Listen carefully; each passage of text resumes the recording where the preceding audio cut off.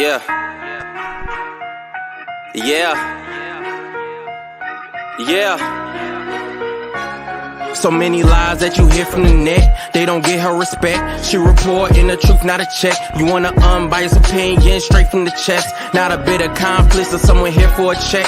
Tune in, these are thoughts from a lawyer on a mission who goes so hard it's like she works on commission. Trolls in the comments might say she tripping cause they lack the knowledge, they don't know they missing. Got a couple current events that you like, wanna know about law from the eyes. Tired of all these blogs running lies because their agendas are disguised. Tune in to the intellect, cause I'm sure y'all missing all the facts of the case that she steady is gifting. Someone here for the people, man, it's so uplifting. If you ain't subscribed yet, then you just omitting facts.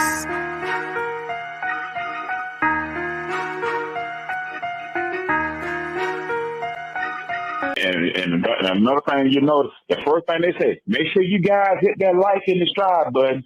That's what it's all about. After they get them dogging you out, before they dog you out, that's the first thing they say. If you like this video, make sure you hit. You have 1 minute remaining. Hello, everyone. I'm like 24 hours late. I know. My name is Pam Esquire, also known as the Law Intellect. First, I asked for my intellects to forgive me. I am humbly, deeply apologetic. What had happened was, you guys know I had a late flight last night from Atlanta. I didn't want to get stuck. I saw so many interesting things while I was there. I had to get back home. And the person that did the video for me, I guess because we did so much footage, it took a while to try to enhance the sound and everything else that you have to do. And then he got caught in traffic. Then by the time he sent it, I was on my way to the airport. Then I didn't get in till about 11 o'clock last night. And I couldn't do a midnight. I couldn't do an after party yesterday. I just couldn't do it. So I figured, because everybody was running to talk about this, that you guys probably have heard some commentary, albeit it wasn't mine. You guys have probably heard some commentary on it. So I know that you guys did see, some of you guys saw the video footage already. So I would like to apologize again. I am so sorry.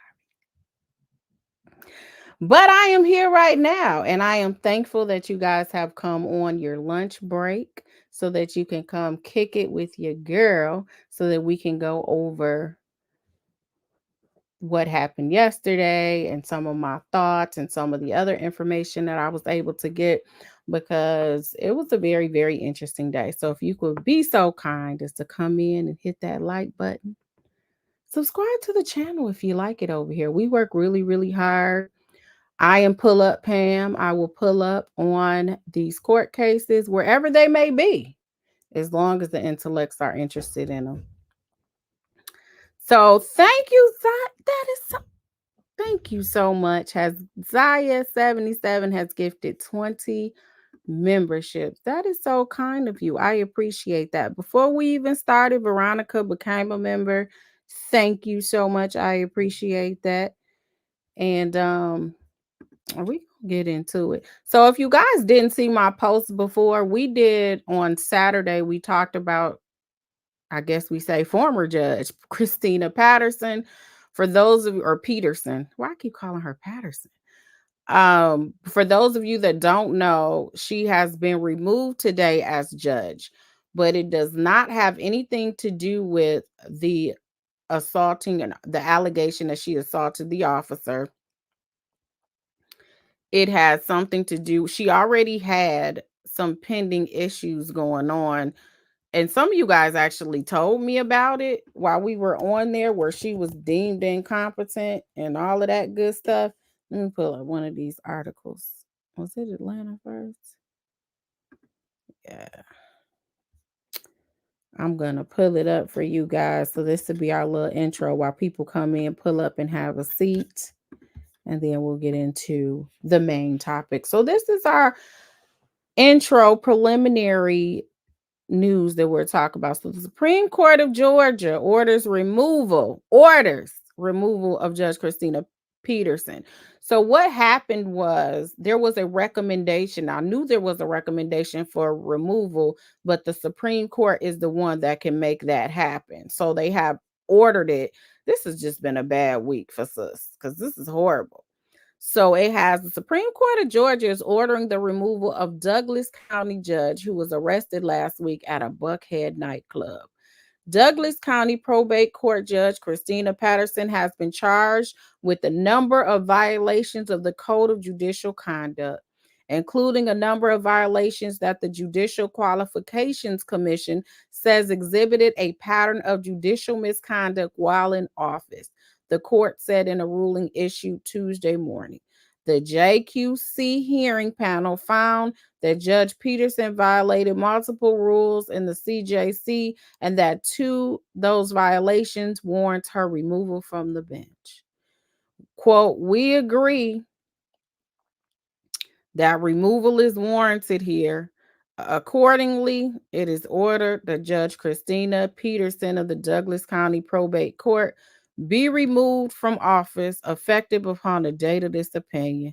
That means June 25th. You guys see the top of that? They posted the opinion right here. My, it's a long opinion too.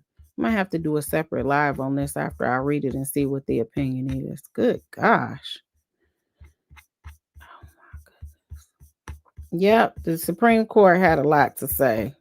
Goodness, it's 82 pages. I don't know. I have to read through it and see what's worth a while. As a result, Judge Peterson shall not be eligible to be elected or appointed to any judicial office in this state until 7 years have elapsed from the date of this opinion. So she cannot run for judge again for at least 7 years. A lady said, city girls are down. Man, this is bad. So this has nothing to do with this brawl that occurred and all of the cussing we heard on the video on the cam from last Saturday. This was already pending when she jumped in the fight. Bonafide baby, thank you for the super chat. Say you are so great at your job. Thanks for your commentary and traveling to give us the information. Thank you guys for continuously supporting. Patrice said, Pam for Fulton County Judge, they need you. They don't need me because, honey, and let me tell you why. We're gonna get into this video as to why. Because y'all, I asked questions while I was there because I want to get ahead of myself. Okay, let's just start getting into it. It's 986 of you right now. Make sure you hit the like button, subscribe to the channel. So we're about to hit 1,000. I'm gonna get started, okay? Because you guys know everything starts with the story with me with this. Every time I go to the court, I can't never just be a regular court goer. So let's start from the beginning. So I walk up to the court, get there around 8:45, even though it was supposed to start till 9:30, because you guys know I want to be super early. So I stand in line, and then I see a young man, and he had on a extra small onesie, okay? And then it was like Christmas or something. It was out of season, but it was very, very tight. You know how when you have like a toddler and they have the feet in them, and because you're trying to make it last longer, you kind of cut the feet out so that your baby can still wear it a little longer. Don't act like I'm the only one that did that. That's what it was giving when I was in line. Then I look to the left, and then I see, I think her name is Sierra off of Love and Hip Hop. I see her. I don't know why she was there. I don't know if she had a case or any of that. So I knew right then it was going to be a problem, right? I knew it was going to be a long day. I was like, okay. So then I go through the metal detector, and I'm sitting there, and everybody, I'm like, man, I hope they're looking at this little screen, because they were like moving us like this. We were just moving through. So I moved through the line, and I'm like, I cannot believe somebody just came up in here in a onesie. I'm like, what is happening here? A grown man, like a grown up. So I'm going through the hallway, and then all of a sudden I hear this. This is what it was. I said it's a onesie. That's what y'all better not talk to me. It's a onesie. So he's over there talking. I guess he got checked by some depths or something in there. Like, what you got on, bro? You know? So he literally, and he got Crocs on too. So he like, and he's just walking and stuff in his Crocs. He was like so bad, right? So I was like, oh my God, let me get out from over here because I don't know what's about to happen. So they were like following him for a little distance, but eventually they just turned around. I guess they said the judge can handle this if they got a problem with it. So we go over and we all get on the elevator and stuff. And it's like real crowded waiting to get on the elevator. So we get on the elevator. So I go up. It was on the 4th floor. Go up there, sit down, minding my little business. I had to charge my extra phone, had to charge it because you guys had me feeling all scared last time I let people use my phone. So I said, the intellect said, girl, don't you let nobody use your phone. So I had a whole nother phone. So I had to charge it because it was dead. Oh, sit on the bench, try to go ahead and charge it. So then the guy next to me, he comes and he sits down and he's like, do you know if court is today? I was like, do you have a hearing today? It's like, do you know if court is today?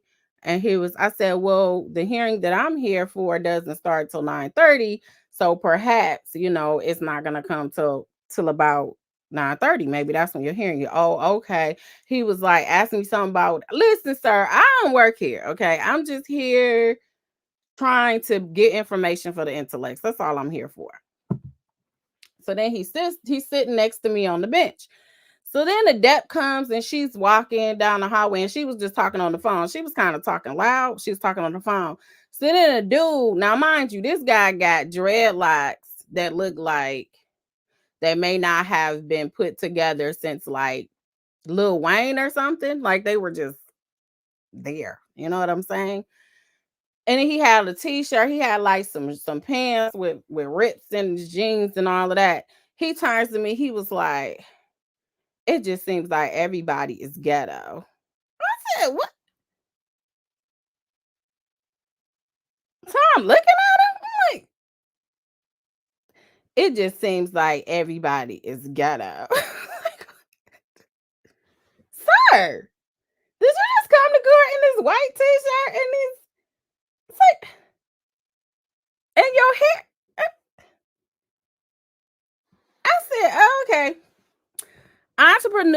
Entrepreneur Sonia Strawberry, thank you for the super chat. You said, where's Deb? What do we need to get you guys to move to Fulton County? We need Pam and the A. Y'all don't need me. I can't do it. I'll tell you why.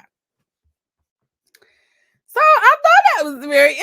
I was like, did he just I said, and then of course, me, I question people for a living. So I'm like, well, what made you say that? He was like, I mean, it just seemed like everywhere I look, everybody's ghetto.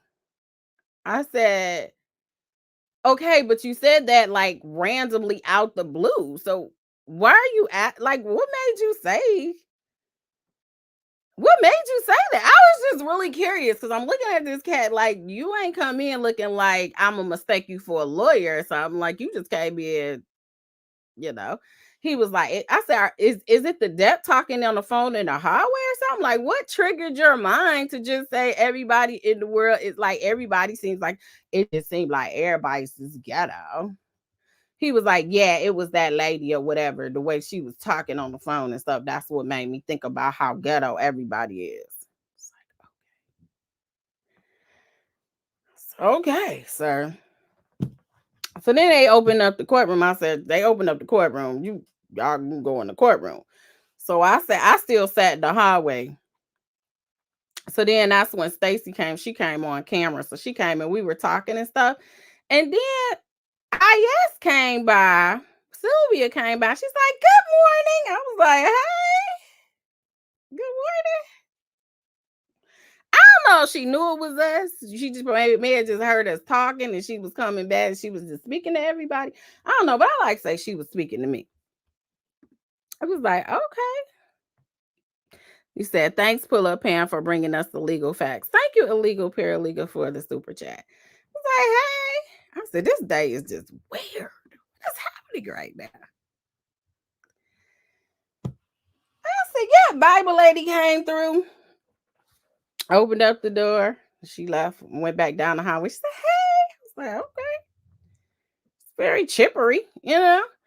So then I go sit in the courtroom.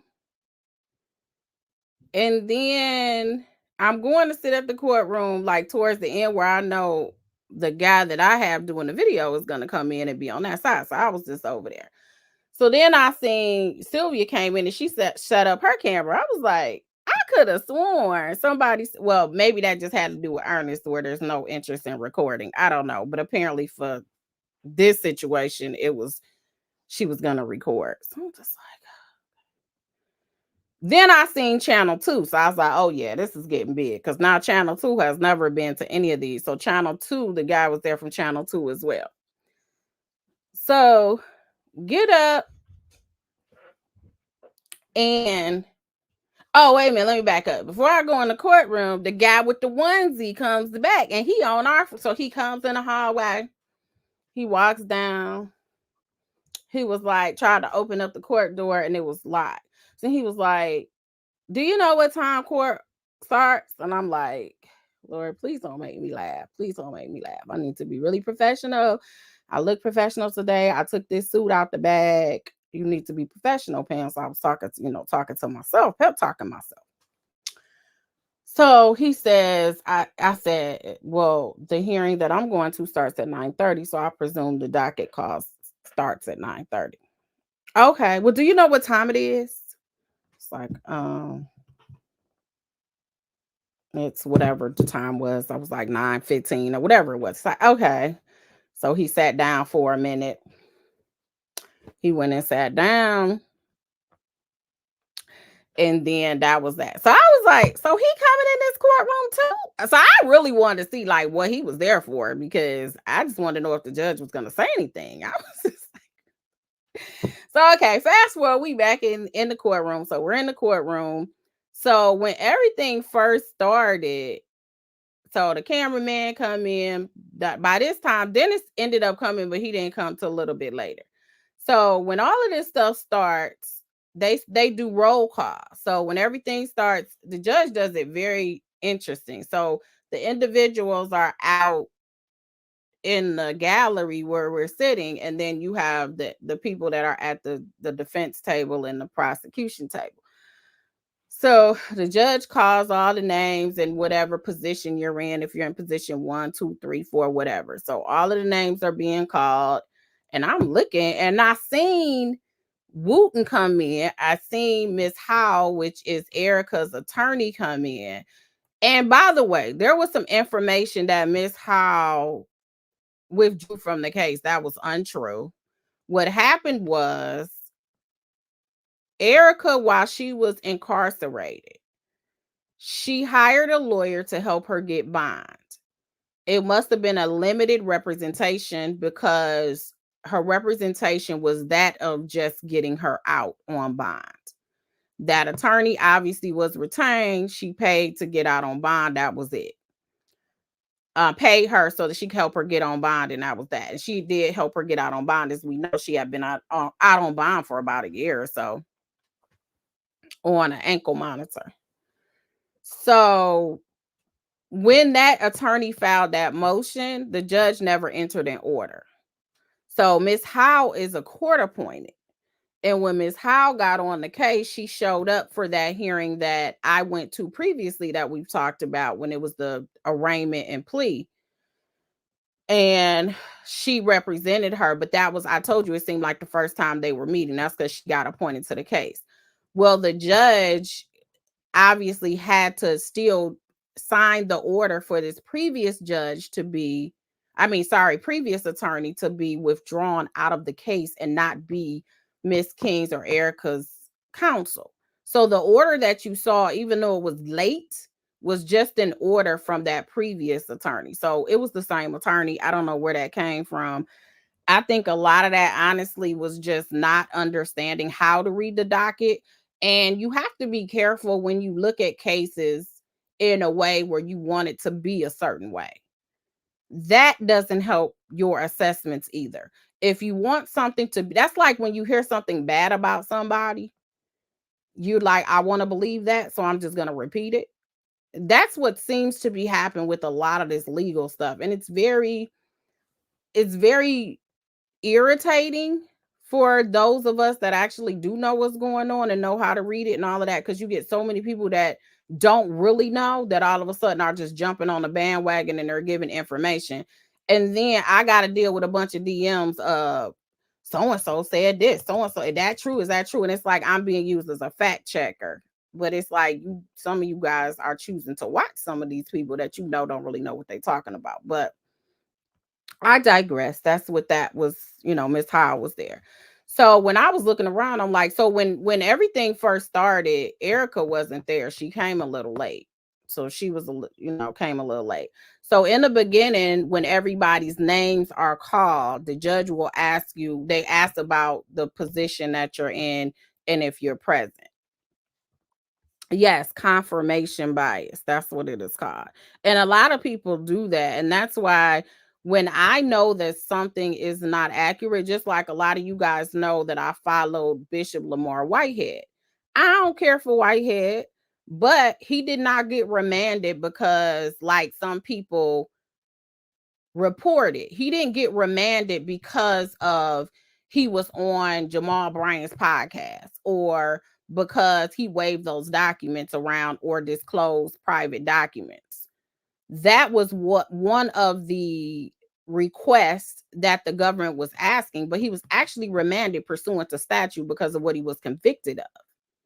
So I made it clear to make it clear that even though it sounds good to say, oh, he was talking too much, because we know he did talk too much and that's why he got remanded, but it really wasn't that. The judge never got to that point because under statute he was supposed to be remanded. But yeah, it's a lot of people that just do that, and it's like, just stick to the facts and it's going to eventually get to where it's supposed to be. Thank you, Rosie. Thank you so much for the super chat. I appreciate you. This is true. This is what I want you to do. Don't lose your job because of me. You can watch the replay, honey. I don't have, I ain't got it like that. So I can't help you. So I need you to be very, very diligent. Okay? With your job. Said I snuck out of my meeting for Pam. Not me. So when they called the name, so the first that you're gonna see is just basically the beginning when the judge is calling the name. So it's very, very quick.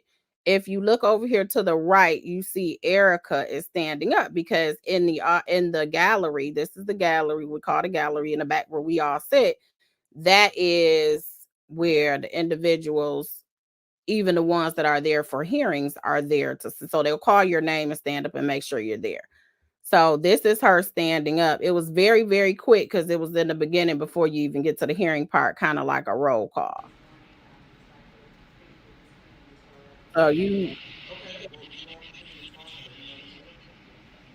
So basically all her attorney was saying was, we think we're going to reach an agreement. We need to talk. And that was it. So that was just the beginning of it. Nothing real fancy. You probably didn't see that part because it was really at the very, very beginning. So that's her. And she sits down and okay. So then we have the actual hearing. And what I don't understand is why nobody likes to get on the microphone, because it was like really, really hard. It was very, very difficult to hear what was going on. So now the judge takes a break for like 20 minutes because nothing was really going on. They needed both parties. Everyone needed to talk, the people that were in there and all of that. So the judge takes like a 15, 20-minute break. During that time is when Dennis comes in. So he came in after the fact.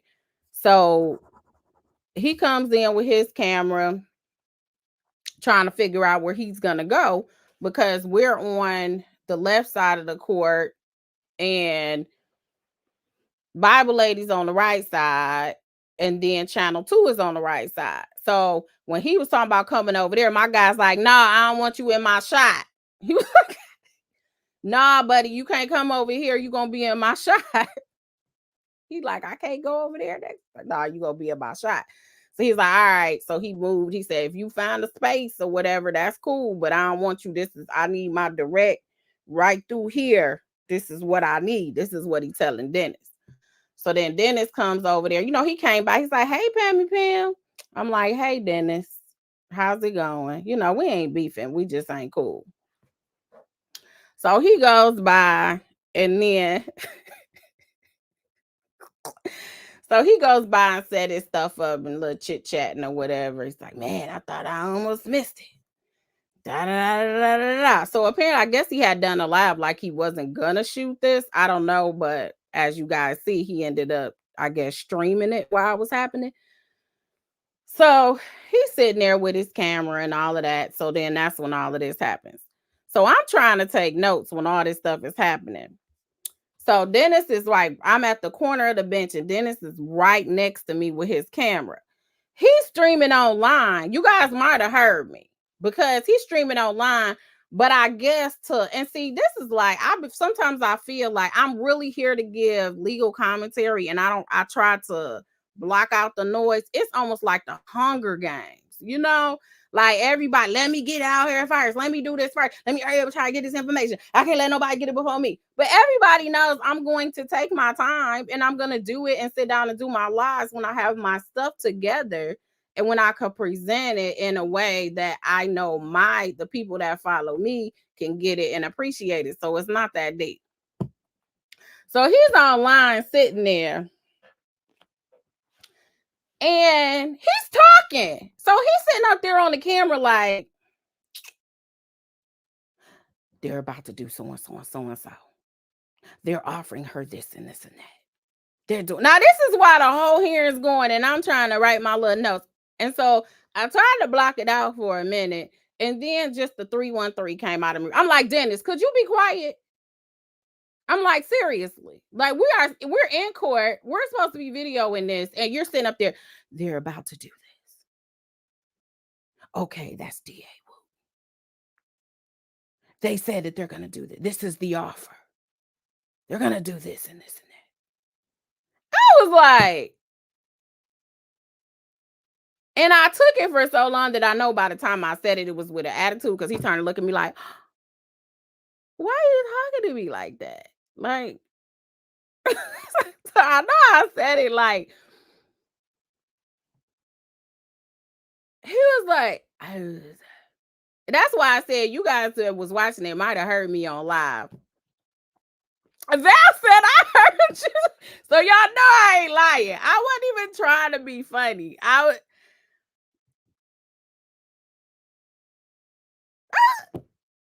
like, why are you over here just like? And they're walking up to the front. Look at that over there. Yeah, and the so and so and such is. I was like, Dennis, could you be?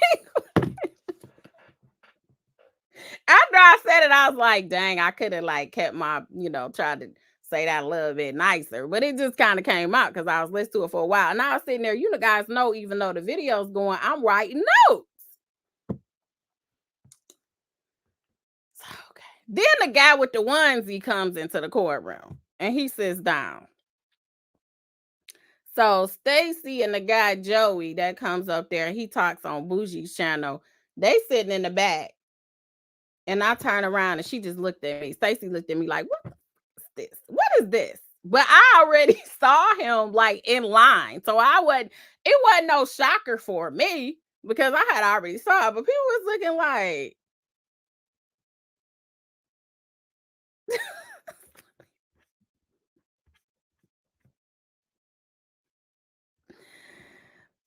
I was like, then to make this thing even more stranger, right? Make this even more stranger.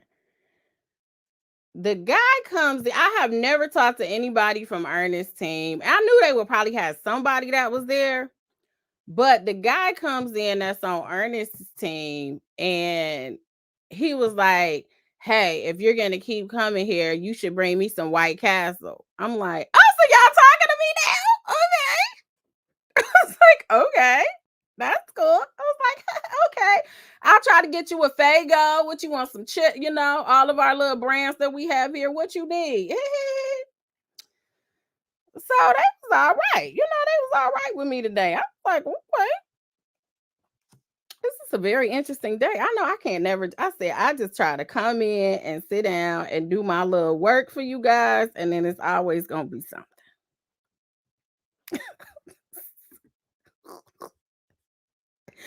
You know what? That is not nice. No, it wasn't Joey in the onesie. That's not nice. Thank you so much, Bougie, for gifting the 10 memberships. I appreciate it. Yes, look at all these 313s. They know what's up. Get some burners. You said, you know what? No, he wasn't. Deaf. No, he wasn't.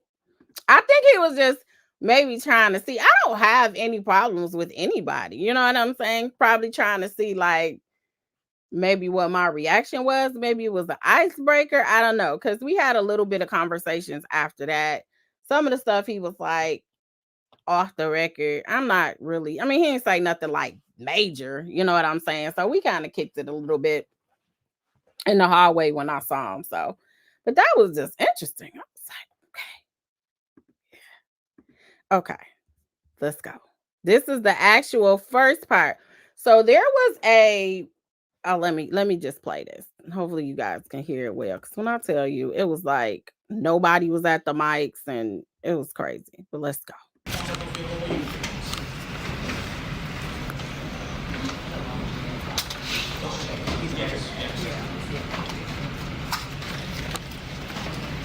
Ericka walking up.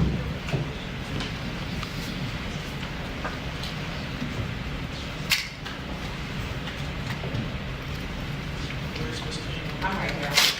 Yeah. But where's your help desk at position 20?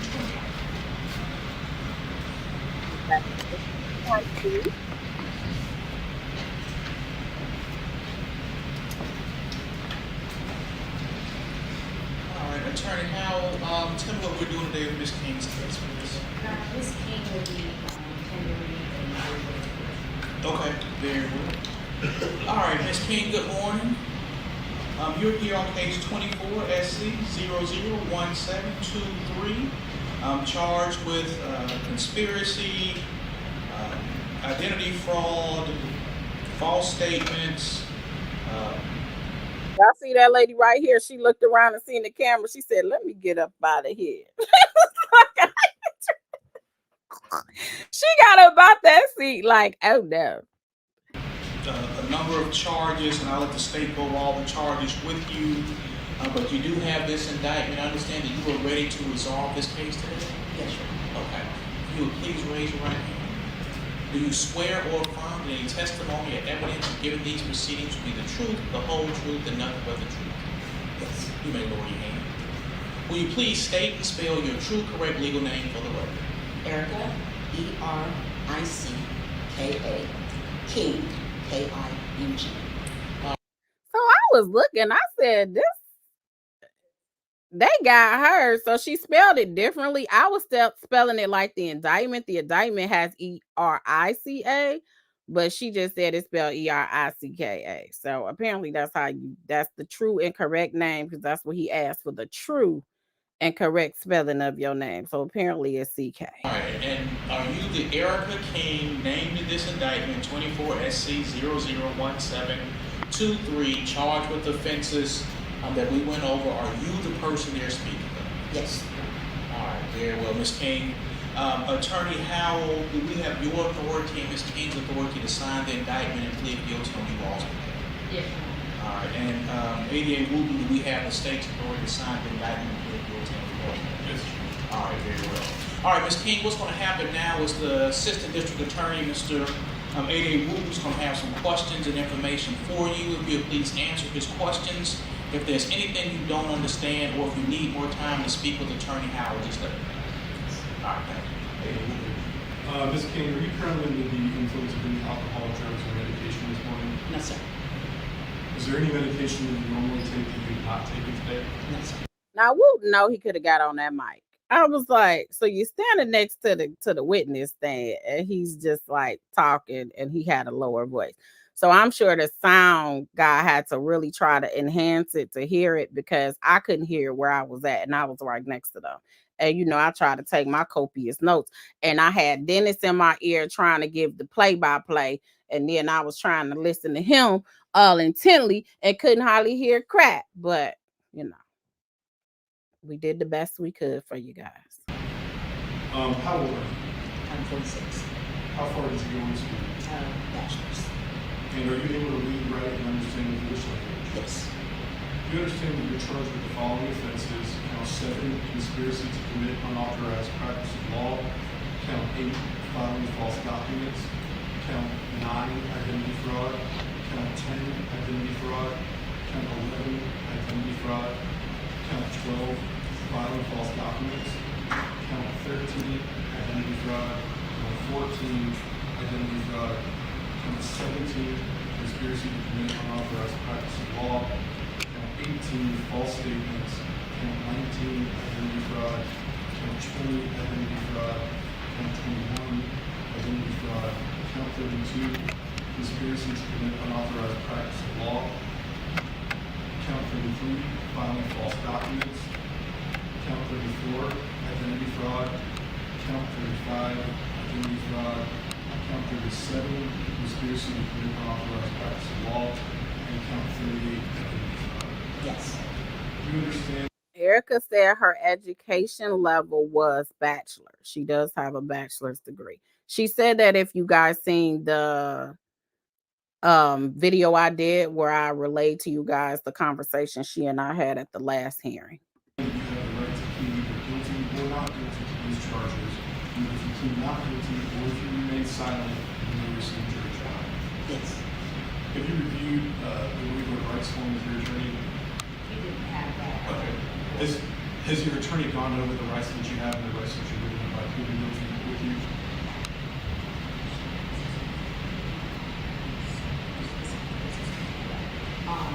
No, I had not gone over the rights as delineated. Okay. I'll go through the book. Have you had enough time to speak with your lawyer about all the facts and circumstances known to you surrounding the charges in this case, including any potential defenses? Yes. Do you need any more time to speak with your lawyer this morning?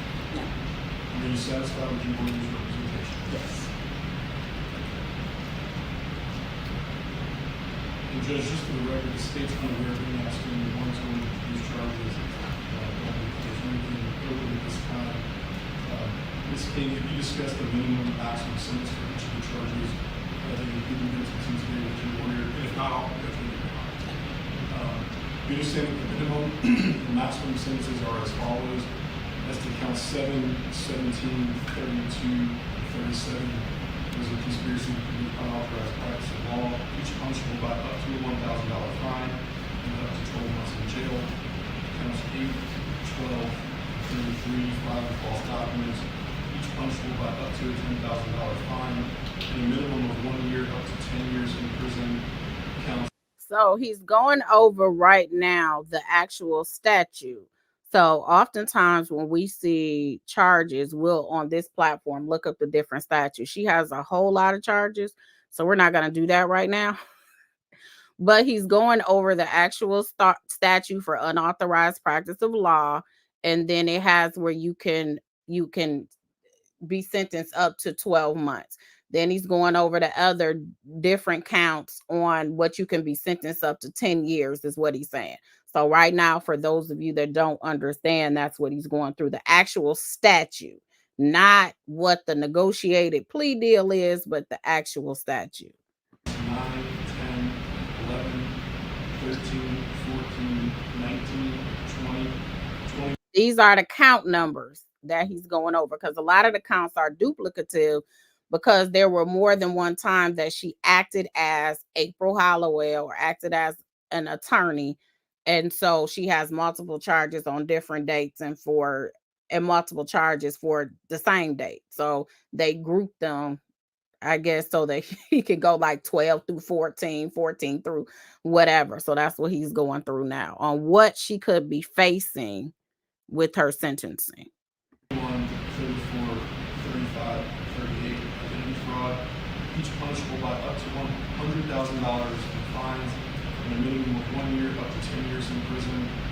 Identity fraud is up to $100,000 in fines and up to 10 years in imprisonment. 18 false statements, up to a $1,000 fine, minimum of 1 year up to 5 years in prison. Do you understand that these are the possible sentence ranges on this charge? Yes. And do you understand that this is a negotiated plea of guilty, which means that the state will recommend to the court a sentence of 7 years to serve 2 years. The 2 years can move to time served. So this was the recommendation, and this is the negotiated deal. So he's letting them know this is negotiated. So what I want you guys to understand is, like, in our state, and I'm assuming in other states, you can have agreements of which you try to get the judge to sign off on it as well. So when you go, it's pretty much done because the judge is going to agree to it. This was just a negotiated deal between the defense and the state, which means the judge has to accept that deal. So he's explaining to her that there's a negotiated deal of her having a term of 7 years, but she will get 2 years of those time served for the 200 and something days that she did in jail. They was going to make it 2 years.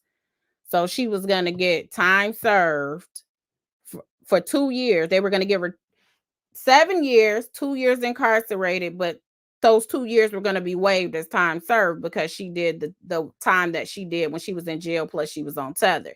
Then the other 5 years was going to be suspended. When you have a suspended sentence, you don't have probation, you don't have any of that. It's just if you screw up, then you got to go in and do them 5 years in real time. So she wasn't going to have a probation officer. She wasn't going to have any of that. I was under the impression for some reason when you have a suspended sentence, you still have a probation officer, but clearly that's not the case. And you'll see why when the judge talks about that. Balance of 5 years suspended upon compliance with special conditions. Yes. And you also understand that the court does not have to accept that recommendation.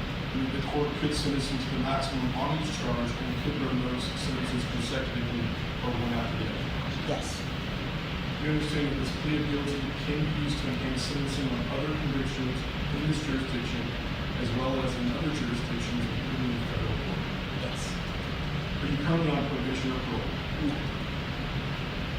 You understand that if the court accepts the state's recommendation and suspends a portion of your sentence, that means that you cannot violate any criminal laws of any governmental unit or any special conditions of your sentence, or that the court may revoke the balance of your sentence for remaining in custody.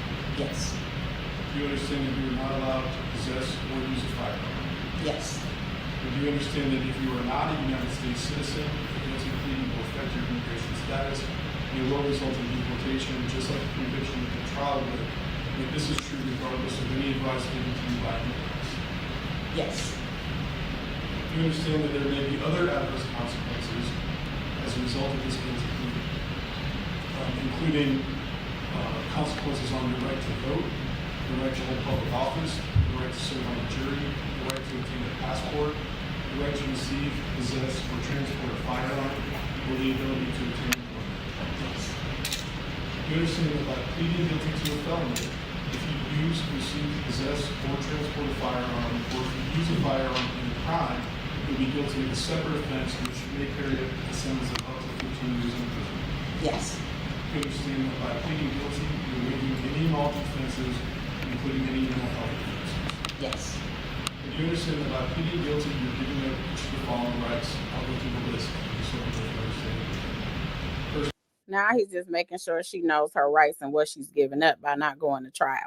And the fact that now you guys see it, she pled guilty.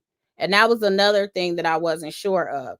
Typically, well, in my experience, you drop some charges and you plead to maybe a couple of the charges or one of the charges, and that's what you plead to, but they'll drop the other ones. In this case, DA Wooten wasn't dropping nothing. So if you guys see, if you're in my membership, I posted the final disposition. The final disposition shows that she pled guilty to everything. So what does that mean? She may have been a felon 2 times removed before. I guess she was a felon 2 times prior in the past. Now she is a convicted felon of about 10, 11 counts, or how many, because some of those were misdemeanors. However those counts are, at this point, when you look at her amount of guilty of a felony pleas that she's done, or conviction, and you compare it to like Ernest, she got him beat at this point because she has pled to every single count as guilty. He didn't nole prosk any of them. He didn't drop not one of them. She is literally guilty of every single count. So you have to keep that in mind too. I get it. People are like, this was a sweet deal, but we don't know what information she provided either. But that's a lot. And probation, well, we didn't get to that yet, but let's go. The right to a trial by jury, the right to remain silent and not incriminate yourself, the right to confront witnesses called to testify against you, the right to use the power and process of the court to conduct the production of any evidence of witnesses in your defense, the right to have the assistance of counsel at trial, the right to be presumed innocent, the right to testify on your own behalf, the right to have the charges against you proven beyond reasonable doubt, and the right to appeal your conviction. You understand you're giving up all those rights by commitment. Yes. Has anyone forced, threatened, or promised you anything to be able to enter into a guilty plea today other than the state's sentence or recommendation? No. Is it your decision to waive all of these rights and enter a plea of guilty because you are in fact guilty? Yes. How do you plead to counts 7, 17, 32, and 37, conspiracy to commit unauthorized practice of law, counts 8, 12, and 33, filing false documents, counts 9, 10, 11, 13, 14, 15, 20, 21, 34, 35, and 38, identity fraud, and count 18, false statements? How do you plead to those charges? Guilty. Is your guilty plea freely and voluntarily given with full knowledge of the charges against you? Yes. And do you understand that you have only a limited right to appeal this guilty plea conviction? Yes. Do you understand that you have only 4 years from today for the felony charges and 12 months from today for the misdemeanor charges to file a habeas corpus petition challenging the voluntary dismissal? Yes. Your Honor, as to the factual. So he's letting her know there are some statutes of limitations if she wants to file what's called a habeas petition and say that this wasn't voluntary. So she has like 4 years for felonies and what do you say, maybe a year for misdemeanors or something. So he's literally, before you take any plea, you have to show that it's knowingly voluntary. You haven't been coerced and all of that, because that is actually a defense when you decide you want to change your mind, when you go into that prison and it doesn't look as fun as Orange is the New Black when you get there. And so you're like, maybe my attorney didn't tell me everything that was said, so let me try to file something, even though you pled. Or, you have some people that say they pled because they didn't want to snitch, or, they have different reasons as to why they pled outside of that they actually did it. So he's actually letting her know, which I think is good, because I don't think they do that here. But what your statute of limitations are for you to file these motions challenging that this is a voluntary plea. Cases. In this case that proceeded to trial, the state submits the proof and show as follows. The charges to which this defendant is pleading guilty are part of a larger RICO scheme perpetrated primarily by her co-defendant, Ernest Williams.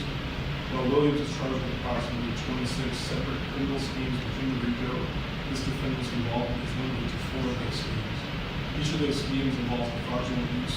So these are, let me go back a little bit. This is the actual factual basis of what she's pleading to. So that's what I said. You have to put a factual basis on the record as to what you're pleading guilty to, obviously, unless you do what's called an Alford's plea. If you do an Alford's plea, then you don't have to put a factual, but that'll be a whole nother video. But she pled guilty. So he's going over the factual basis for the record. So this is what she's being accused of. And this is what people have to understand as well. She is being a part of the scheme as far as overt acts, but she is not considered like the mastermind like people are trying to assume. And a lot of the stuff that she was accused of related to her posing as or convicted of now was her posing as an attorney. It feels like to me, even listening to comments from some people, that people believe that she was a part of the whole thing. Like she was a part of the teacher and she was the part of the other lady. Can't even think of their names right now, but all of the part with the car and getting the car fixed and the bad check. She's not a part of all of that. So she has specific counts, even though there's a lot of what she had done. There's a lot. And it's a conspiracy because it was more than her. She was representing Ernest, but this is why it's a little bit of a difference that they're giving. So let's go ahead. So this is the factual basis. The state submits the proof and show as follows. The charges to which this defendant is pleading guilty are part of a larger RICO scheme perpetrated primarily by her co-defendant Ernest Williams. So he said what this defendant is pleading to is part of a larger RICO scheme perpetrated by the co-defendant Ernest Williams. While Williams is charged with approximately 26 separate criminal schemes within RICO, this defendant's involvement is limited to 4 of those schemes. She is involved with 4 of those schemes out of the larger scheme. Each of those schemes involves the fraudulent use of the identities of 3 attorneys licensed to practice law in the state of Georgia, and while the defendant was fraudulently representing Ernest Williams in various legal proceedings. 2 of the attorneys, Nicholas Benzine, that's B-E-N-Z-I-N-E, and Eileen Nicole Norman, N-O-O-R-M-A-N. They are based in the Atlanta metro area. And the 3rd attorney, April Holloway, H-O-L-L-O-W-A-Y, practices immigration law in Washington, D.C. She is present in the courtroom today, does wish to make a statement to the court at the appropriate time. None of these attorneys know Ericka King. None of them know Ernest Williams. None of them ever represented Ernest Williams. None of them consented to any. None of the attorneys even know Ericka King, and they do not know Ernest Williams. None of the attorneys that she was posing as in April Hollowell, he let them know that she was in the audience or in the gallery and she wanted to say something. Using their names, their bar numbers, or any information as it relates to Ernest Williams. As to the individual schemes that make up these charges, as to counts 7 through 14 between February 1st, 2021 and March 18th, 2021, the defendant conspired with Ernest Williams to commit unauthorized practice of law related to a dispossessory proceeding against Ernest Williams in the Magistrate Court of Fulton County. That's case number 20 E as in Echo, D as in Delta, 167485. In that case, the defendant appeared before the court in the video recorded Zoom hearing. She identified herself to Judge Todd Ashley as April Holloway, and she pretended to be a lawyer. The defendant also filed several documents with the court, including a picture. So she not only appeared, she also filed several documents as well. So when we went over like the Shirley Strawberry case of the eviction, all those documents, appeals, and the answer and all of that stuff, that was filed by Ericka. When we went over Regina Delaney, I think is her name, Ericka actually represented him on a Zoom, and she was trying to get a warrant for him, and Ericka actually won it. Like, she won that case. I think I put the document in membership. Shay B said, come on through, Pammy Pam. Thank you so much for the super chat. And I'll go back to the other ones. I did see a few more that I missed, but I'm just, doing my commentary right now. I'm not going to do it, in court while it's streaming. Oh my gosh. Hearings and a notice of appeal that both contain concerning false representation, that those documents have been prepared by attorneys April Holloway and Nicholas Benson. As to counts 17 through 21, between March 24th, 2021 and April 5th, 2021, the defendant conspired with Ernest Williams to commit unauthorized practice of law related to a criminal investigation being conducted by Sandy Springs Police Department, Detective Isaiah Tomlin, T-O-N-L-I-N. Another one of Williams' victims, named Regina Delaney, D-E-L-A-N-E-Y, had reported to the police that Williams stole a Harley Davidson motorcycle and a big text trailer from her. Detective Tomlin was assigned to that case to conduct an investigation. During that investigation, the defendant falsely called herself out to the detective as attorney April Holloway during at least 3 interactions. The first was a 3-way telephone conversation with the detective and with Ernest Williams on or about March 24th, 2021. The second was a one-on-one telephone conversation on or about April 1st, 2021 with Detective Tomlin. And the third consisted of email communications between April 5th, 2021 and April 9th, 2021, during which... So she got hit with email communications, phone calls on 3-way, holding her out to a detective as being a lawyer. And then I guess like they're talking about right now, he's doing the dates of when she submitted emails and said she was representing Ernest.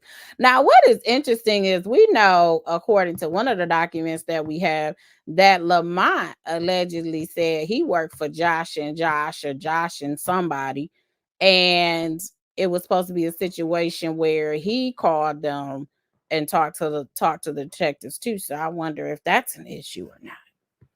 Guess we'll see. Those emails were sent from the fraudulent email address April ESQ, as an Esquire, at GoldbergSuttonLLP.com. It was sent from a fraudulent email account that had April's name at Sutton.com. So does that mean there was a whole website that was created?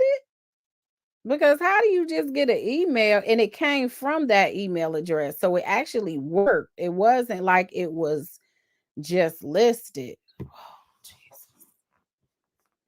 Let me go back. Those emails were sent from the fraudulent email address April ESQ, as an Esquire, at GoldbergSuttonLLP.com. Goldberg Sutton is the name of the fictitious law firm that the defendant was using. As to counts 32 through 35, on or about February 7th, 2022, the defendant conspired with Ernest Williams to commit unauthorized practice of law related to a warrant application proceeding against Williams in the magistrate court of Fulton County, case number 21-MAGC-00111. In that case, Regina Delaney was seeking to take out private warrants for the theft of her motorcycle and her trailer. The defendant appeared before the court in a video recording Zoom hearing. She identified herself as attorney Holloway to Judge Ashley Trade, and she again pretended to be a lawyer. During one portion of the hearing, the defendant logged out of the Zoom call. She then logged back in, and her name at that time was displayed as Ericka King. Judge Drake asked who Ericka King was, and the defendant stated that Ericka King was her paralegal and that the beginning of Ericka's mistake. The judge later became suspicious of the defendant, and at one point during the hearing, she asked the defendant to provide her bar number. The defendant refused to provide her bar number, and she stated that she had privacy concerns about sharing it. With the real reason she did not provide the number was because she did not know April Holloway's bar. So she was asked to provide the bar number, and she said she didn't feel comfortable providing the bar number. Jeez. See, I ain't hear some of this stuff because, you know, I had somebody in my ear, so I want to hear. She asked the defendant to provide her bar number. The defendant refused to provide her bar number, and she stated that she had privacy concerns about sharing it. With the real reason she did not provide the number was because she did not know April Holloway's bar number. The defendant also filed a notice of appearance and substitution of counsel. It contained false representation that document had been prepared by April Holloway. Finally, as to counts 37 and 38, On or about June 10th, 2022, defendant conspired with Ernest to commit unauthorized practice of law by sending a fraudulent demand letter to Mark Kroll, M-A-R-K-K-R-O-L, who had leased a property to Williams. The defendant used attorney Nicole Mormon's identity to send the letter, which purported to be sent on behalf of the Black Heritage Radio Trust Association. In the letter, the defendant falsely accused Mark Kroll of committing criminal trespass and unlawful surveillance. The letter was sent on over. So there's also a letter that was sent to Mark Kroll. For those of you that's been following, that's the owner of that home on Pine Grove, of which Ernest and Shirley and Black Heritage Radio and Sheridan and them were, I guess, on lease. And she sent a letter and accused, I guess, Mark Kroll of trespassing as the attorney. So now he's talking about that. So that's what I'm saying. Her charges are related to pretending to be a lawyer. And it feels like, well, I know based on the conversation, especially that we heard from phone calls from prison, it's like this is the mastermind of everything. It's like, how are you putting everything on her when she has limited charges on what she was involved in? I mean, not to minimize what she did, but I'm just saying, like, how are you putting everything on her and saying, oh, she's the one that did everything? I mean, let's go on. Certain letterhead and was signed Eileen Mormon, attorney at law, wealth management division. All these crimes took place in Fulton County, Georgia. Judge, as to the defendant's prior criminal history, she does have 2 prior felony convictions. So she does have 2 prior felony convictions. First in 2003 for identity fraud. One was 2003 for identity fraud. Financial transaction for theft in DeKalb County. Second in 2004 for theft by taking and forgery. 2004 theft by taking, forgery. As to the recommendation, Judge, state recommends as follows. Count 14, 7 years to serve 2 commuted to time served, and the balance suspended upon conditions. Count 17, 12 months to serve, commuted to time served. Count 18, 5 years to serve 2, commuted to time served, and the balance suspended on conditions. Counts 19, 20, and 21, all of those 7 years to serve 2, commuted to time served, balance suspended on special conditions. Count 32, 12 months to serve, commuted to time served. Counts 33, 34, and 35, all 7 years to serve 2, commuted to time served, balance suspended on conditions. Count 37, 12 months to serve, commuted to time served. And count 38, 7 years to serve 2, commuted to time served, and the balance suspended on conditions. All those counts to run concurrent for an effective sentence of 7 years to serve 2, those 2 commuted to time served. Hear that? The original deal was 7 years, a term of 7 years, 2 years to be confinement, but they waived it as time served for those 2 years. Balance of 5 years suspended upon compliance with the following conditions. 5 years suspended, and then he was going to have conditions. That was it. So it was no probation, no fines, none of that. Period of 5 years pleading today. 1, the defendant must not serve as an accountant, bookkeeper, fiduciary, holder or manager of funds, or work in any position of fiduciary trust for any other person, organization, business, group, or other entity in any capacity without express approval from probation. 2, the defendant shall not represent any person other than herself in any legal proceeding and shall not at any time pull herself out to any person to be an attorney. 3, the defendant shall not possess any personal identifying information belonging to any person other than herself, any children she may have, or any spouse she may have. 4, the defendant shall submit to the Fourth Amendment waiver. 5, the defendant shall truthfully testify in any legal proceeding related to this matter. 6, the defendant shall have no contact with any of the victims, including April Holloway, Nicholas Benson, Eileen Nicole Mormon, Mark Kroll, Elena Kroll, that's Plena, and also no contact with Ms. Williams. Number 7, the defendant shall commit no further violation of the laws of his state, any other state, the United States, or any political subdivision of his state, any other state, or the United States. Judge, just to put on the record, the defendant did serve approximately 240 days in the Fulton County Jail. So she spent 240 days in Fulton County Jail, so that's less than a year. Which, pursuant to a 2-year sentence, would put her at parole eligibility, which is why we're willing to commute that 2 years of time served. So that's why he wanted to use that to make it 2 years, like she did 2 years and commuted to time served. Additionally, she did agree to cooperate early on in this investigation. She agreed to cooperate more than a year ago, and she's provided the state with a sizable amount of information. Y'all hear that? She agreed to cooperate at the beginning of the investigation. She has also provided a sizable amount of information. And this is why I guess Wooten was like, what you want? We'll try it and see what the judge says. Of course, the judge has the final say, but it seems like he wasn't too, whatever she gave, it must have led to some more stuff, because he seems like he was just down with what the judge will agree to, is what it seemed like to me, in my opinion. Concerning Ms. Williams, she's going to testify truthfully. She is a convicted felon, but her last felony conviction was almost 20 years ago. She has no new arrests since the offer was made to her in 2023. Again, Judge, Attorney Holloway is present in the court, and she would like to make a statement. Okay, Attorney Howard, would you like me to hear from Attorney Holloway first, or should I hear from you, and then how would you like to proceed? I don't prefer to. Okay, so if you all would have a seat, then I'll hear from Attorney Holloway, and we'll come back. Yes, 88.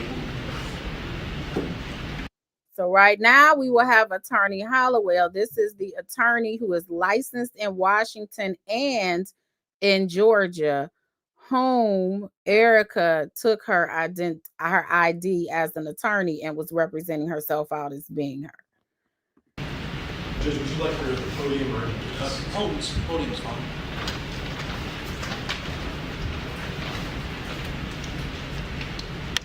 Good morning.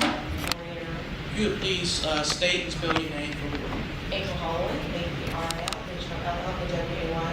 All right. And Attorney Holloway, how are you? Your Honor, my name is April Holloway. I practice immigration in Washington, D.C. I'm licensed here in Georgia and Washington, D.C. What I wanted to say today is personal. The past few years have been very difficult for me. During this time that this has been going on, I've had to hold my aunt's hand while our cousin passed in front of us. My mother's house has burned down. I lost my father. And while I should have been able to be in the grief and recovery of these things, instead, I have to communicate with the Georgia State Bar because of this.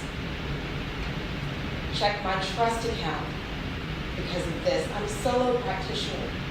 My name is everything. We don't know where else she's used my name. This will always be a reason I have to check my credit report. And yet, I'm not going to let this take me out of my character. Because I believe in people, and I believe in goodness. And I really hope that the defendant chooses not to do this to anyone else again. We all have problems, and we can all make each other's lives a little bit better by not being intentionally destructive.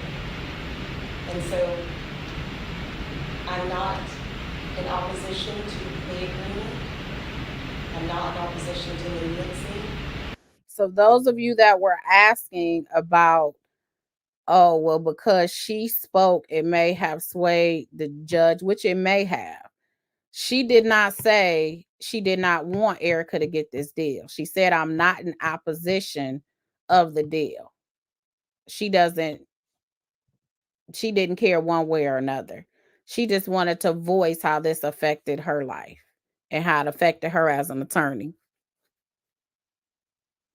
What happens if it determined later that Ericka withheld information or lied? I don't know. She pled guilty. I mean, I don't think that matters right now. She lies. Did she lie under oath? I mean, this is kind of a general question. Right now, she pled guilty to every single count. So I'm not sure. I guess I'm not really sure of your question. Thank you for the super chat, though. She literally pled to every single count that you'll see soon. But I just make a plea not to hurt anyone else this way again. And that's it. Thank you for coming. Sorry you have to attorney out. Yes.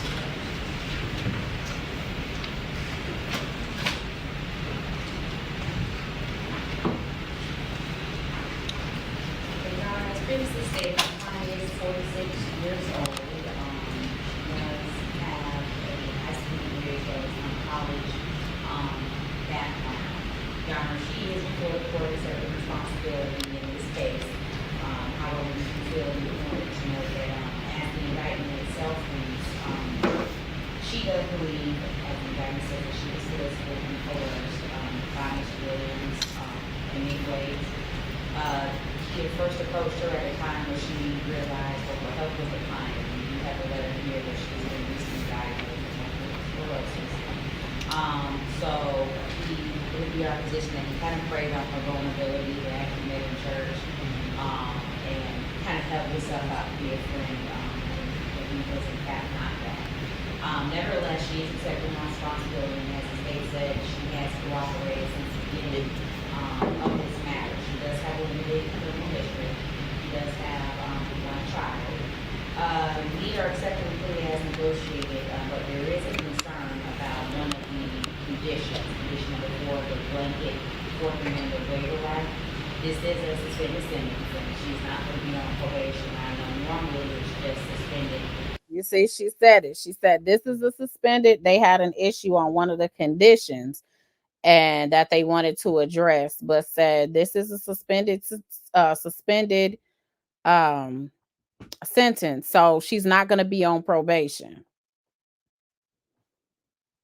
So she literally was just going to walk out if the judge would have agreed to this. Upon no further violation of the law, which if she was to violate the law, that would kind of reinstate everything. But we will be opposed because of her medical condition. I mean, she showed me the number of medications she's on and things that she will have to go through and endure. Will like to maintain some semblance of privacy if possible, as opposed to a late court rights and privilege that she's not required. So that would be the only thing that we are asking the court as well as the state to my thought. Other than that, it is negotiated for the acceptance of conditions. I don't believe this is having further problem with it.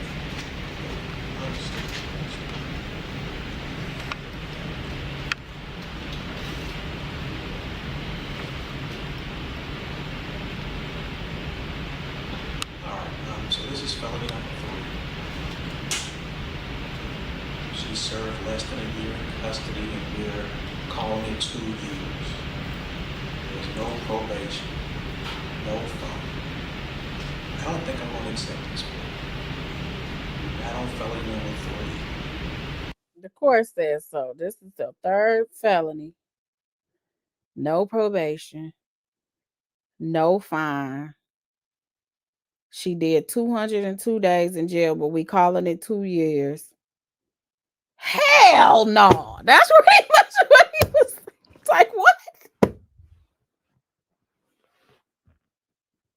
What? let's go ahead. Okay, he didn't say that, but that's what he was thinking. I don't think I'm gonna agree to this plea. Yeah, I don't believe felony number 3, this set of facts, that this is an appropriate sentence for felony number 3 in this set of facts. So I'm not going to accept this plea. I'm not going to accept this sentence. Is the court inclined to indicate what the court said? So after he says he's not gonna accept the plea, he knows the attorney knows that Ericka wants to get this done today. So she inquires to the judge, what do we need to do to tweak this thing so that we can get this done? So now the judge is telling her what he's looking for so that he can accept the plea. Yeah, I'll let you all discuss, but at a minimum, I believe an appropriate sentence would have some sort of probation supervision.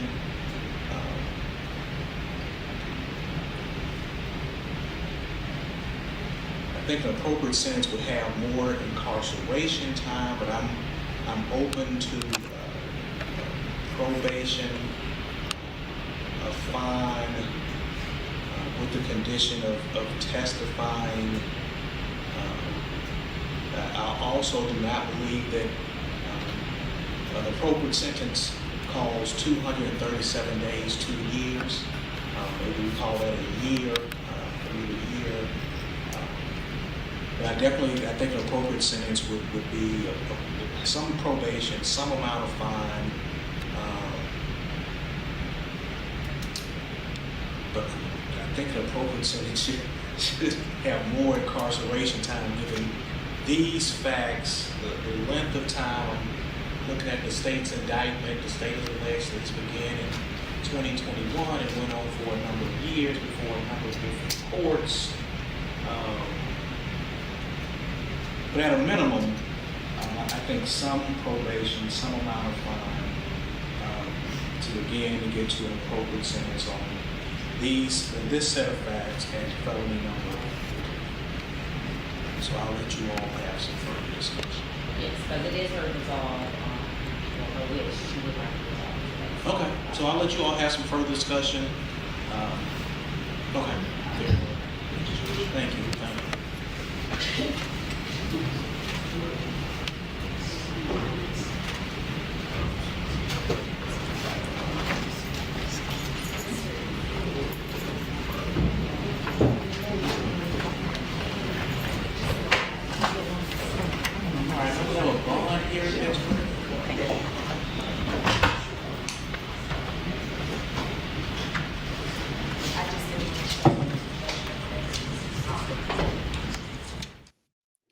So y'all know me. You guys know me. You guys have, most of you have followed me for at least last year. Thank you guys so much for 2,100 of you guys in this chat. Make sure you hit that like button for me and subscribe to the channel if you haven't done so already. So I got a lot of DMs about 3 weeks ago telling me that the Bible lady had reported that the judge was not going to accept this deal. So when the judge said, I'm not going to accept this, I mean, after he kind of explained it, I was like, yeah, this is kind of sweet. You know what I'm saying? But I still was like, wait a minute. How long? How did somebody know? Somebody that was not the judge know that this deal was not going to be accepted? That's a problem. So a couple of people that I know up in that, up in the Fulton County, I was asking questions. I was like, I want to know what y'all got going on. You guys over here worried about secret meetings and stuff that probably shouldn't have happened over in YSL. But if you guys got people that is out here telling folk what the judge is going to do and how they going to do it before the defendant even knows what's going to happen or the prosecution even knows, that's an issue. I was like, that is a problem. And so I voiced that to a couple of people. I was like, that's a problem. Now, granted, this deal was kind of sweet. I'm not going to take it, I could totally see the judge being like, hell no. Okay. I could totally see that. And then them doing the proper thing of, well, let's just try to tweak it. So The information I got was there was no inside information. This judge is known for, and sometimes you get to know your judges. You should as an attorney. If you're going to be in front of certain judges, you should get to know them. He's known for when you have multiple felonies like that, he does not allow these types of deals. So perhaps it was speculated, is what I was given, that because this is what he's known for. And sometimes you do know, like it's certain judges, I'm like, that judge ain't gonna go for that. Then it may have been that type, but they were I was reassured on more than one occasion, because I was like, if you guys are just letting randoms know, and that's not being like shady, know what's going on, and y'all got more problems up in here than you think you got, because that's an issue. That somebody would know what a judge is gonna do before it even happens. That is crazy.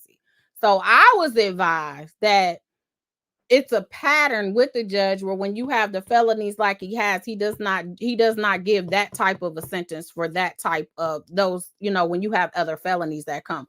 And then the multitude of felonies that she had as well. So that was supposed to be the reason that I got, because I was asking. I'm for real. I was knocking on doors like, hello? It's somebody going around about 2-3 weeks ago, and you can go to their video, and they basically said, I didn't watch it. I said, so it's hearsay within hearsay? That's exactly what I said. I know it's hearsay within hearsay. I just got a bunch of DMs, so I know my intellects don't lie to me. And this lady said A, B, C, D, and E, and the judge wasn't going to accept it. So I want to know how she knew. Record. I want to know how she knew. And that was the response that I got. So it sounds believable. It sounds believable. And it was a good deal. You know what I'm saying? So, and like I said before, even if that was rejected, and like Ericka said, and you'll see in some footage that I have of her, she was made aware that he may not accept the deal. It wasn't a 3-way deal. It was literally a deal between the prosecutor and the defendant.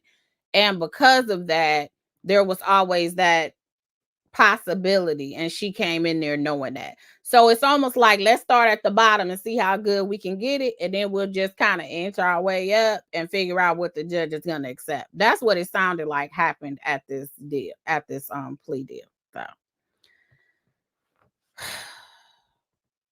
you said Pam with the research, Pam with the asking questions, because I was like, wait a hold up, y'all wait. You worried about who said it, Judge Glanville? Who said it? Who told about the secret meeting? I want to know who told about the sentencing. I want to know that. So yeah, apparently it ain't even that deep. So I'm gonna accept that answer.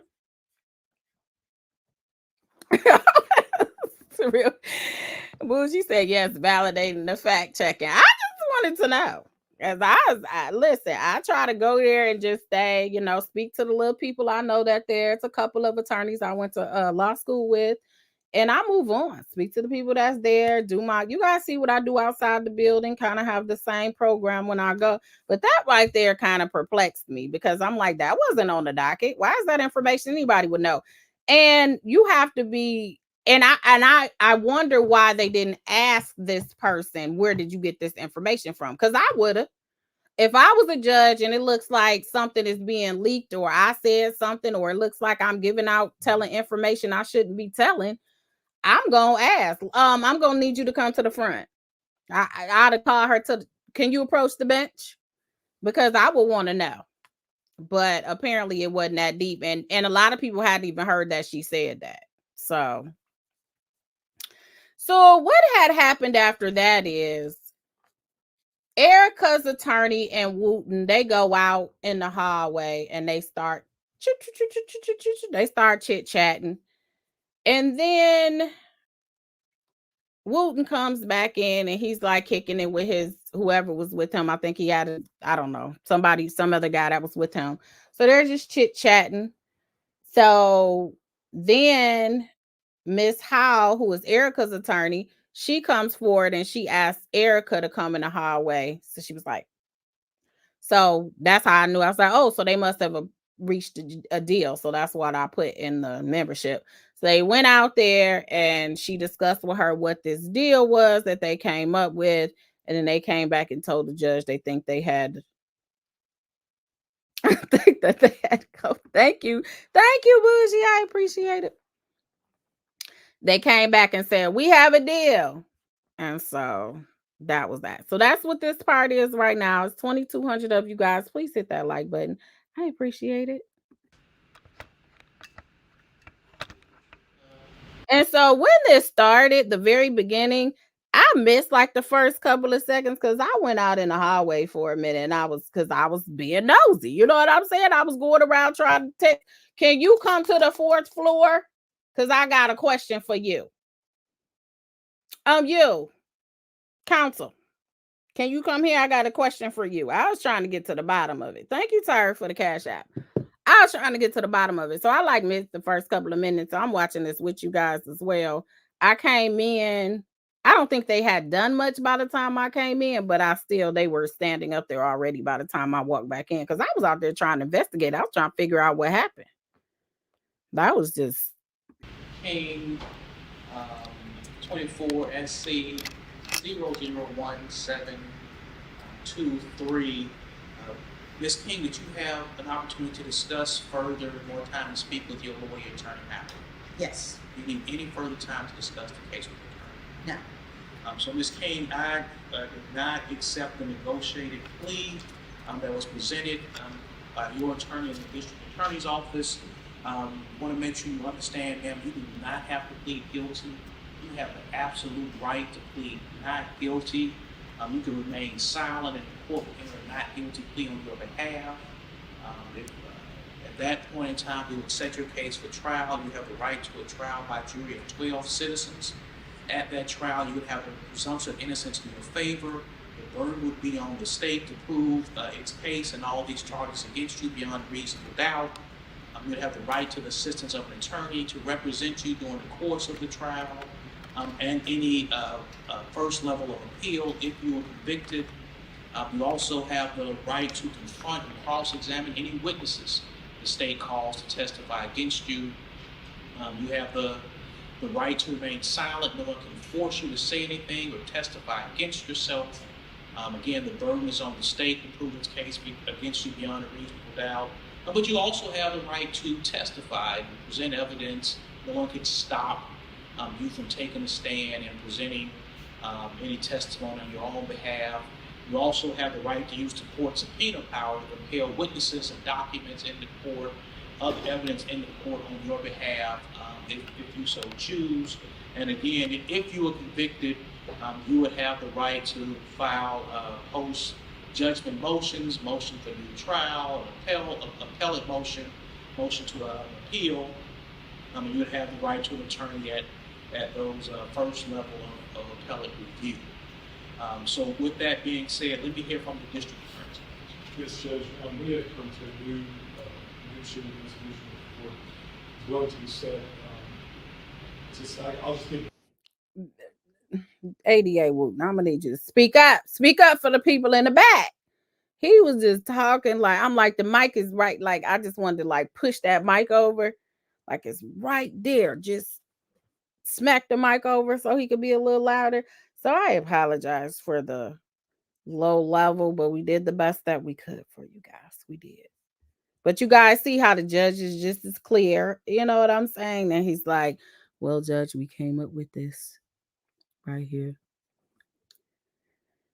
Effective sentence, which would be 10 years to certain time, the balance probated with a $5,000 fine, all the same special conditions as before. So they came up with the negotiation of a term of 10 years, because remember the judge said, I think it should have more years. Instead of 7, it's 10 years. Only 1 year incarceration, and then 1 year is going to be deemed time served. And then the remainder, which would be 9 years, is going to be on probation, and then one $5,000 fine. Remember, the first deal had 7 years, 2 years time served, 5 years suspended. That was a good deal, man. That was pretty sweet. And then no fines, no probation, none of that. So this is the negotiation that they came up with, hoping the judge will agree to this. So now the 2 years got down to the 237 days or whatever it was that they were trying to make 2 years. The judge was like, we can make it a year. So they said a year incarceration, but of course that's a year time served. So now she doesn't have to go to jail at all. And then 9 years of probation. But what is interesting about that is the last time I was there, I sat through a number of the judge's cases before we got to Ericka's. And it was a negotiation of 9 years. I think it was 9 years probation. And judge was like, I typically don't like to do probation for it to be that long. So I thought it was interesting that, and probably the reason is probation violations is easier than people think it is. So a lot of times they have probation violation dockets, and then you have attorneys that charge like $100 a whop or whatever they charge just to do your probation violation, because you may mess up, not even intentionally, but it's easy over a longer time. So a lot of times, like, what was it? Meek Mills.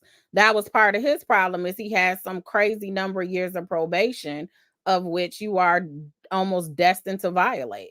So to hear the judge them say 9 years, I almost was like, "Ooh!" Then I just heard the judge say he really didn't like doing that, even though he did allow it. He allowed it for the case that I saw the last time, but he made it clear that he does not like doing that long of probation. But he did allow it then. So it does sound like this judge just has certain ways that he does things, or how he's okay with the pleas or the deals, or not okay with the deals. But let's go. The exception of removing the Fourth Amendment waiver is a special condition, just because that would be part of probation. So that's individual counts. Count 14 would intend to serve one, violence prohibited, $5,000 fine. So he's going through it again. So you got, now it's the 10 years for, he's going over each count. I think he grouped them on which ones were the same. And he's saying what's going to be the 10 years with 1 year served, balance to be on probation with the $5,000 fine. And so he's going through that right now for those of you that's coming in. 17, 32, and 37, which are misdemeanor counts. Those are 12 months to serve, community time served.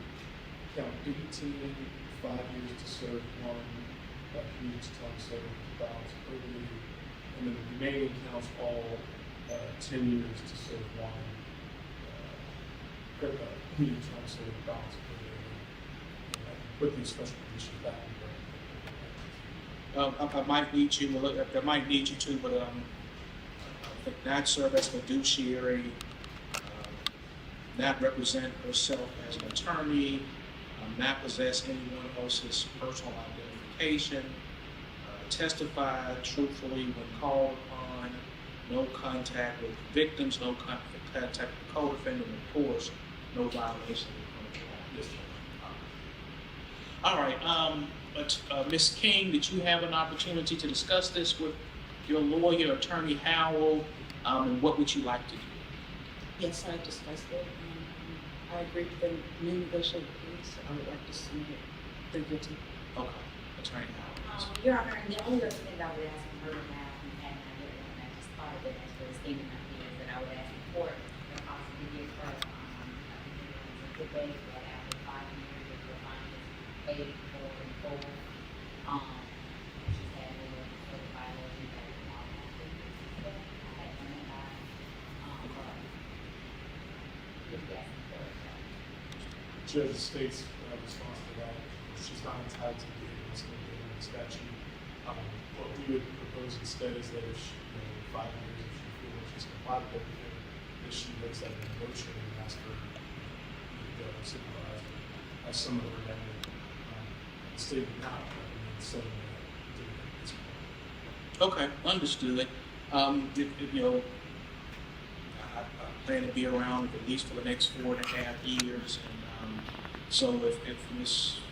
King decides within that time period, if the audience citizens are willing to hear longer, then I'll hear a motion from Ms. King. So at this point in time, I would deny the behavioral incentive date. And sentence as been presented to, I guess the total sentence is 10 years to serve 1 year. Community time served, balance on probation with the $5,000 fine and all of the other conditions as laid out. The only clarification she wanted to make was one $5,000 fine as opposed to Correct. She wanted to make sure that it was one $5,000 fine instead of $5,000 fine on each count, because you guys heard all those counts. So she reached over and was like, "Wait a minute." So then the attorney said, she just wants to clarify that she only has to pay $5,000 one time, as opposed to $5,000 on each count. And so that was clarified, where she only has to pay $5,000 once instead on each count. Baby, on each count, that would have been, what's that, like 14, 15 counts or whatever it was. That can add up quickly. So that was clarified. And we'll put that on count 14. All right, Ms. King, did you hear and understand all the questions and information from the Assistant District Attorney? Yes. And do you Okay, so our light said after a few years of good time on probation, she can file a request for it to be reduced. I think it's going to be more than a few years. That's what the argument was prior to, is whether she can have the behavioral incentive. And ADA Wooten was like, well, we're not going to just agree with that at that time. If the time comes and she wants to file a motion or whatever, she can do that. So yeah, you can always request a reduction on your probation after a certain amount of time, but they didn't want it where, okay, like after 2 or 3 years or whatever it is, you can come back if you've been a model citizen on probation. They don't want to put that in there. Now, if after a certain amount of time you just choose that you want to file a motion and see if the judge is inclined to give it to you, then that's different. understand all the rights that you have and the rights that you're giving up by entering this guilty plea? Yes, sir. Is it your choice to enter this guilty plea and give up those rights? Yes, sir. All right, very well.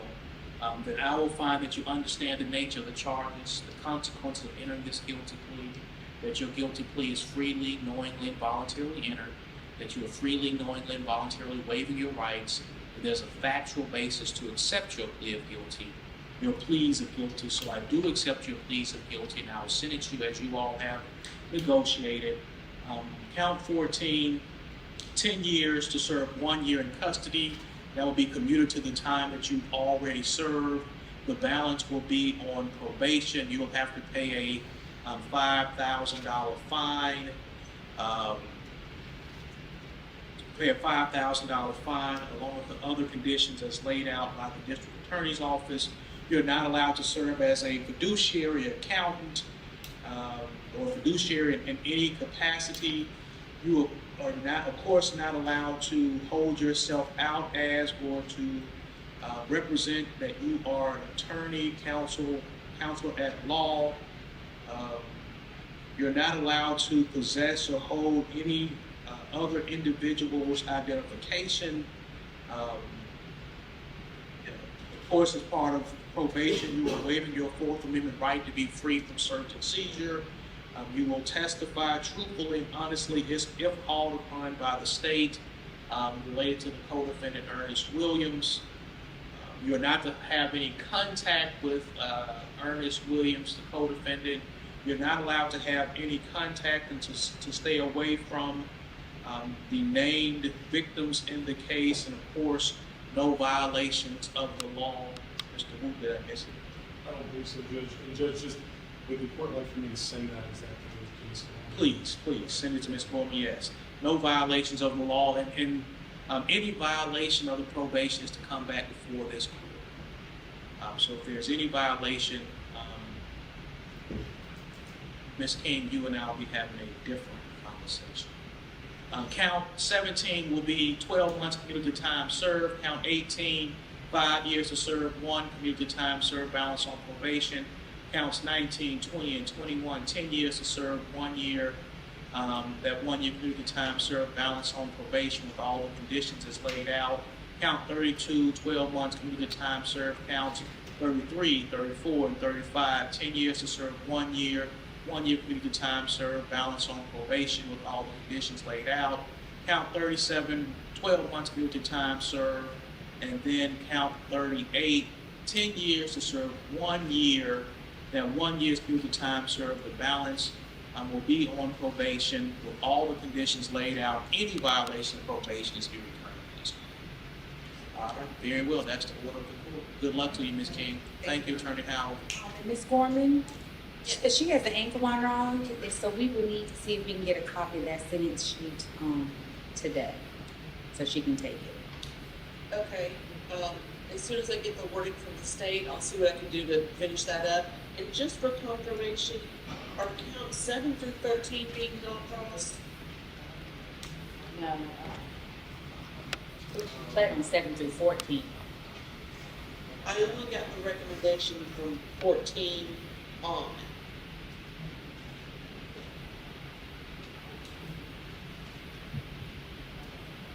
I apologize. And I messed around and called it a tether, and they was like, "What's a tether? Is that the same as the ankle monitor?" I said, "My bad. Yes, it's an ankle monitor. It's the same thing as a tether."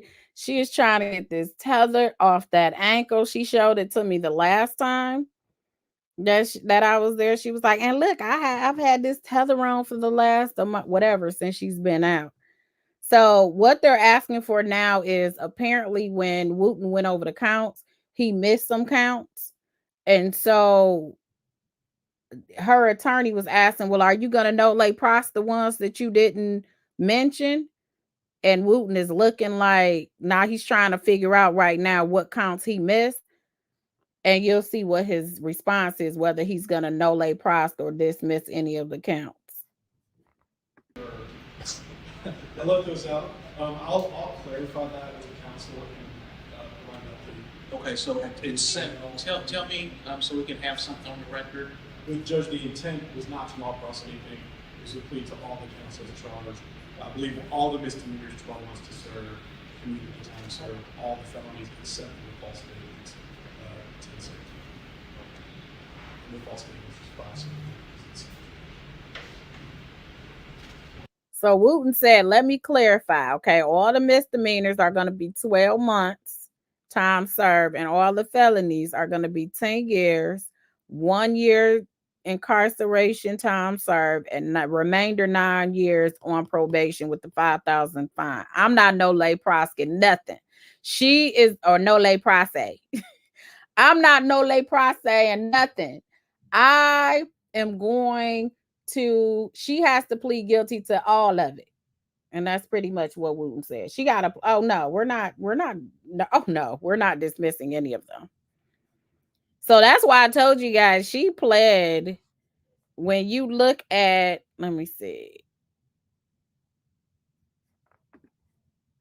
When you look at her actual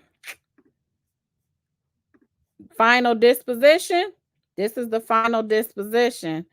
And it has, she pled guilty to conspiracy to commit unauthorized practice of law, which is 12 months to serve to time served.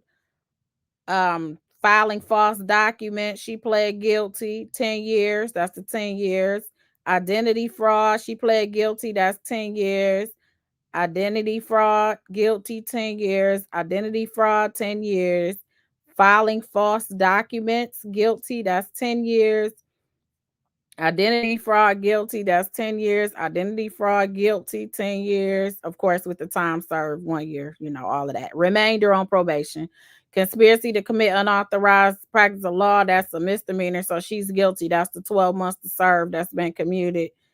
False statements and writings, guilty, that's 10 years. Identity fraud, 10 years. Identity fraud, 10 years. Identity fraud, 10 years. Conspiracy for unauthorized practice of law, that's 12 months to serve.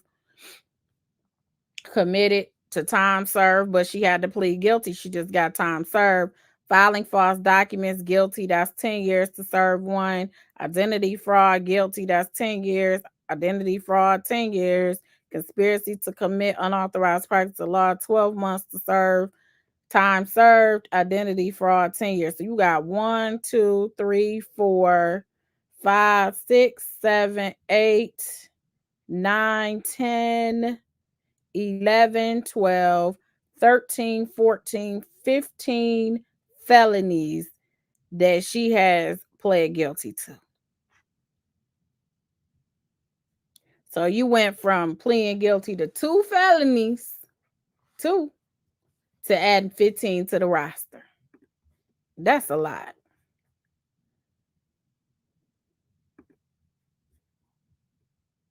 Ms. King, want to make sure that before you walk out, count 7 was the conspiracy to practice law, which is the misdemeanor. Yes. That's 12 months committed to time served. Count 8 is filing false documents. And it was, just to let you guys know, it's concurrent. So if you do see, I'll take that off of there. It is concurrent, which means that they're running at the same time. If it was consecutive, she would be doing this for the rest of her life. Like, but if you look over to the side, it says all counts to run concurrent with each other. So yeah, for those of you that were asking about that, I forgot to add that caveat. Is that a 10 years served 1, commuted balance on probation, count 9 and 10 or identity fraud. Is that 9, 10, 11 or identity fraud? Yes, 10 years. Well, that's 10 years served 1. That 1 you can do the time served balance on probation. And then 13 is also an identity fraud, 10 years served 1 balance on. That 1 you put the time served balance on probation. And then count 12 is filing false documents. Also 10 years served 1. Community time served. What victims are you talking about? I mean, like, you talking about the lawyers? I guess I get confused by this comment because April, she impersonated her as a lawyer. She did emails, she was doing all of that, and she did it on various cases. April came as the victim, and she says she doesn't care. She wasn't opposed to it, so she doesn't really care. So I guess I'm trying to understand. I think the defense attorney did their job to try to get the best deal that they could for their client, and perhaps she's more valuable as being on the state side. I don't know. Heck, you get some people that don't get any time or get anything, and they drop the charges against them to testify. So it just depends on what you negotiate. This judge wasn't buying the 2 sweetheart deal. He said, I'll meet in the middle, but we not doing the sweet, sweet, sweet deal. Okay, that's kind of how this judge was.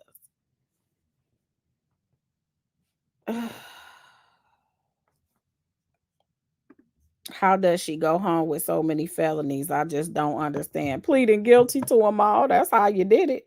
That's why I said it's very unusual in my experience. Maybe it's not unusual. I'm just gonna say from my experience that you plead guilty to all of them on a negotiated plea. Usually you're like, can you drop about 7 of those? They duplicative anyway. You see a lot of them were the same. But every step she took in each case was a charge. So you appeared on Zoom, that's a charge. You filed a document, that's a charge. You communicated with people saying you were an attorney, that's a charge. Via letter, via email, via telephone, everything was a charge. Yes, Ericka does have a kid. I don't think she has custody of her child because she mentioned trying to get her child back or something, maybe not trying to get them back, but trying to have a relationship or something with her child, if I recall correctly. But yeah, she does have a child. And it was mentioned on here that she has a child as well. Balance on probation. So the total sentence Ms. King is 10 years to serve one, commute to time served, balance on probation with the conditions and the $5,000 fine. Well, thank you all. Good luck to you. I'll send those conditions now. After that, next guidance. Yes, sir. Yes, sir. Thank you. Thank you. Thank you.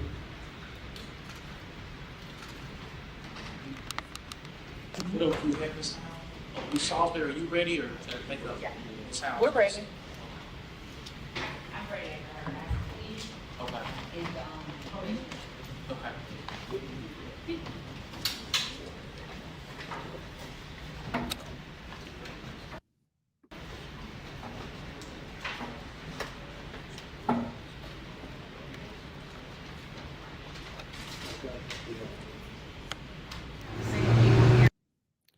So that was that. But outside, as you guys seen, I did go live and I videoed her. But before that, if you guys did not see, I believe it was Channel 2 did do, they have little segments. So of course the entire interview is not on there.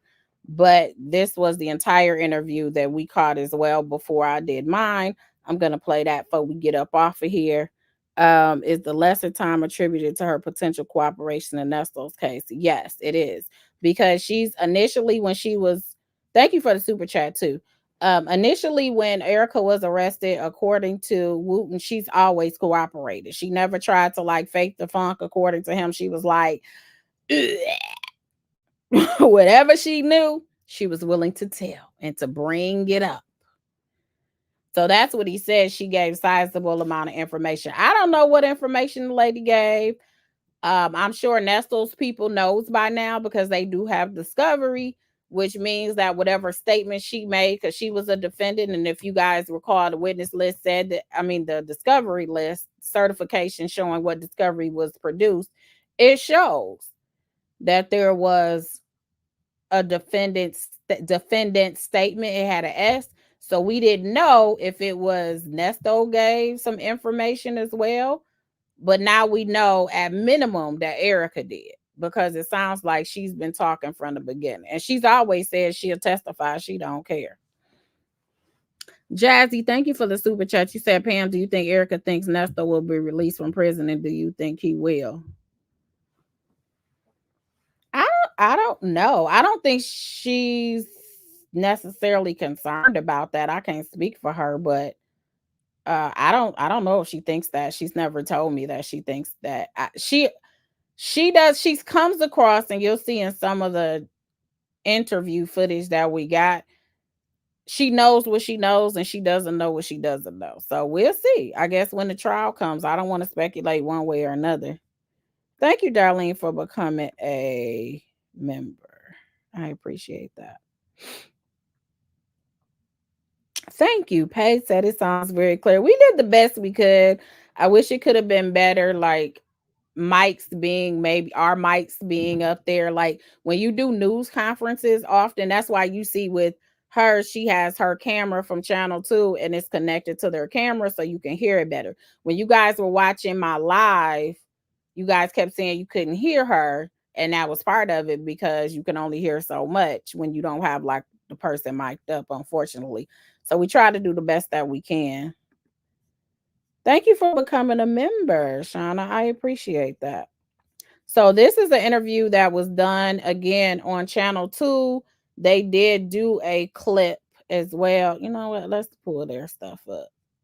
Let me see. They did a clip as well. Well, y'all can go over there. Y'all go ahead and go over there. They did a clip on Channel 2 where she's covering the case. She was the same one that did the video regarding the arraignment, and it sounds like they're getting pretty decent hits on the case. So they'll probably be following as well, and I hope that they do. Perhaps maybe we could ask them to stream it or something, and then we can all watch it together instead of while it's happening. If the trial comes, then maybe if they stream it, be a part of that. Otherwise, we'll just figure out a way to do it. But I like hanging with y'all. I don't necessarily like just, doing it after the fact. But we'll see. But this is the interview with her that we were able to catch. We were doing ours as well. Impersonated as a term. What do you have to say about this? Sorry. What do you have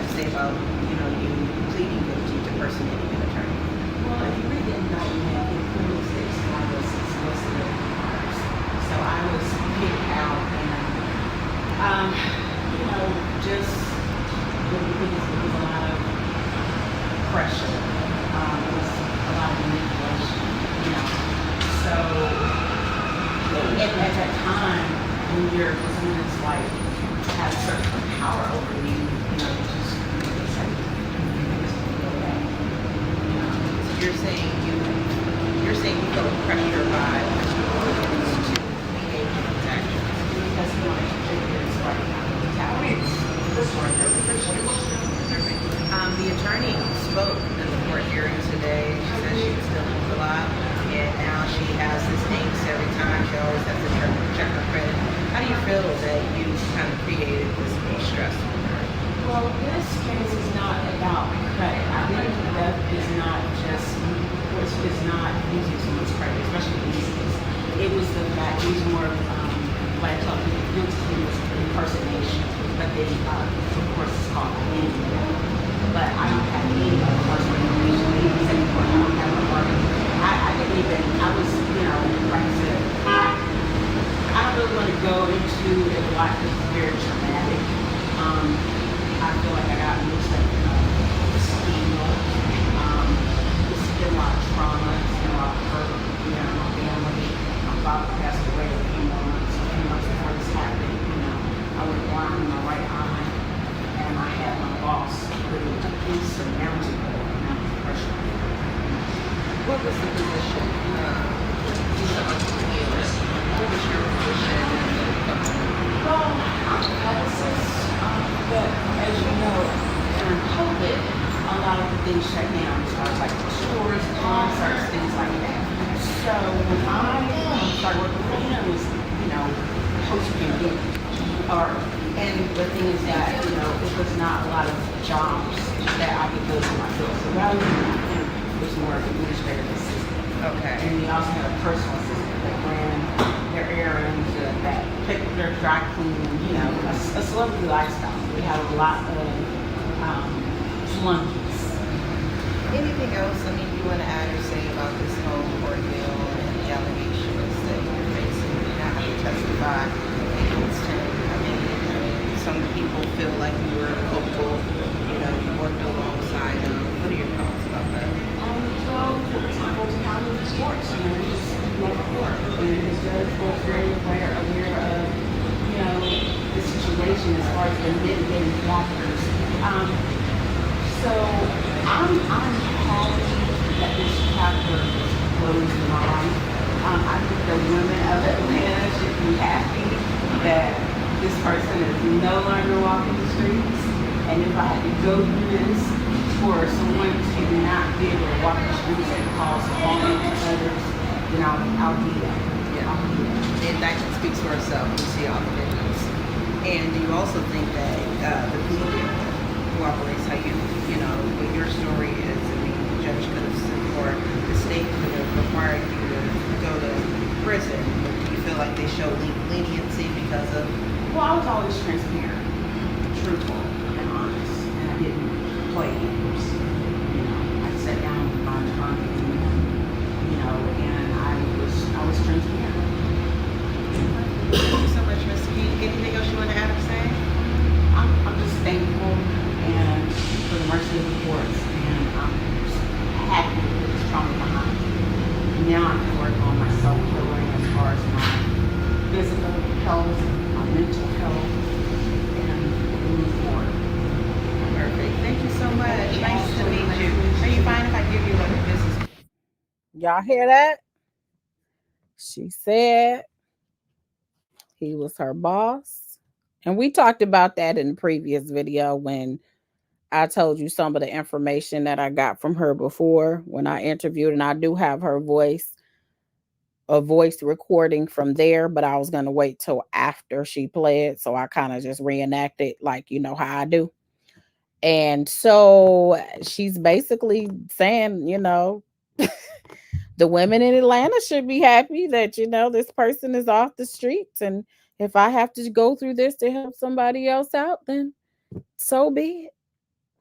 I'm going to back it up one more time for those that's come in. Thank you, Praise, y'all. You said your legal work is appreciated. Many blessings to the real attorney, April. May she heal. Thank you. I appreciate the super chat.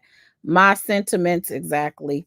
April seemed like a very nice person, and it's unfortunate what happened to her and the fact that she didn't care. You know, some people are so angry. They're like, I want you to sentence her to the fullest extent of the law. She wasn't like that. She was not like that at all. She was like, I don't oppose it. Whatever you guys don't want you to do this to anybody else because you traumatized my life. You have 1 minute remaining. Thank you for the $10 super sticker. I'm sorry. I appreciate the support. Granny the Great, thank you for the super sticker. The ultimate learning experience, thank you for the super chat. You said, do you mind covering a few rules that are considered to be that of a fiduciary? People are claiming that she can't even be a regular cashier, which is false. No, a fiduciary usually you're over somebody's asset. So you have like accountants, you have lawyers, we have trust accounts, you have fiduciary, you have duties to handle those in certain ways, integrity, of course, lawful. So that those type of positions. So she's not going to be anybody's accountant anytime soon. So yeah, hope that answers your question. Shauna, thank you so much for becoming a member. Darlene, thank you for being a member. I answered that about Nestle. Thank you again for the super chat.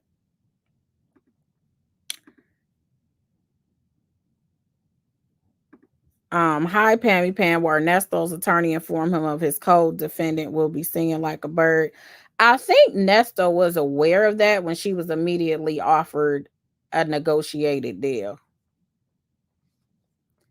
So I think he probably already knows that. And I'm sure it didn't help either. It sounds like she was talking from the beginning, so maybe the phone calls didn't matter when they were trying to point everything at her. And because at first I said, oh, she's like, oh, y'all not gonna do this to me. I'm gonna go ahead, but she, according to her, she learned about things on the internet from other people. She wasn't the one on it, but she did hear when certain things occur. So like when I talked about the interview last time, some people had some things to say. When I talked about me, I don't even say it was an interview. We did have a discussion and I related. Some people had some things to say and weren't very happy. But I mean, it's her truth. This is her truth. This is what she wants to give to the public, like everybody else has been giving theirs. What would you have said and done in Esquire position? I would have to know, Deshaun, what you mean by that. As being her attorney, as being April Hollowell. I mean, it's a lot of Esquires in this situation, so I'm not sure. If you can elaborate, then I can answer the question. But thank you for the super chat. I answer that. What if it's determined that later that Ericka withheld information or lied? I mean, I would assume, and again, I answered that already. She already pled guilty to everything, so I'm not sure what that question actually means. But I don't know. Like I don't know what that if that would do anything. Can you talk about if Ericka should have took the plea last court date or would have the judge pulled the same stunt? I said I would have took it right there. I'd have got it on the record, and then the judge maybe would have marinated, and then perhaps he would have had an idea. But again, the problem is before sentencing, the victims do have a right to do a victim impact statement if they choose to. And in this case, it looks like April Hollowell wanted to have a victim. See, ADA Wooten was saying that it's over 20 something victims. And that's what I wanted to see because all I knew pertaining to her was related to acting as an attorney. So that's why I wasn't sure who these people were. And I wanted to see that. But it sounds like April was the one that showed up. The people that were named doesn't sound like because it makes it sound like she was involved in everything, but it doesn't look like that's the case. All of this is pertaining to acting like she's an attorney. And she made it clear, if you guys heard this, and I'm going to replay this back, when it came to the identity fraud, she wanted to make it clear she didn't have any of April's personal information. Everything was her just basically taking her identity as a lawyer and her acting like a lawyer herself. Thank you so much for the super chat. Teddy's mom said, thank you for the super chat. Does the judge review the plea before the court and decide if he agrees with it or not before the actual court hearing? That's not a requirement, so he may have just heard it for the first time. But if you guys recall in the last hearing, we had an idea what they were going to say because the attorney for Ericka said what the deal was and the judge asked. So in this case, the judge knew somewhat what the deal was before today came. I can say for this specific case because it was said in the last hearing. So I can't hear because I'm yet gagging about the onesie. Thank you, Morky Smile, for being a member for 10 months.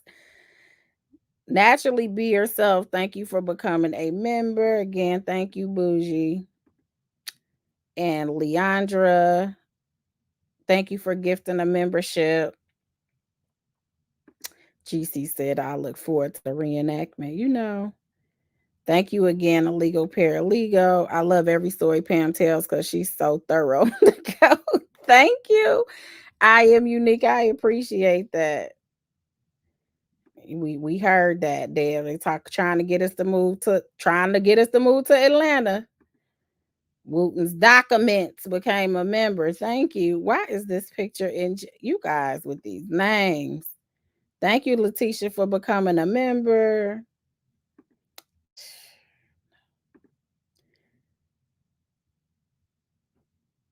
Thank you, Bonafide baby. I appreciate that. Cross Country Cruiser, you said it's my birthday. Happy birthday to you. I hope you're still on here and I didn't miss it.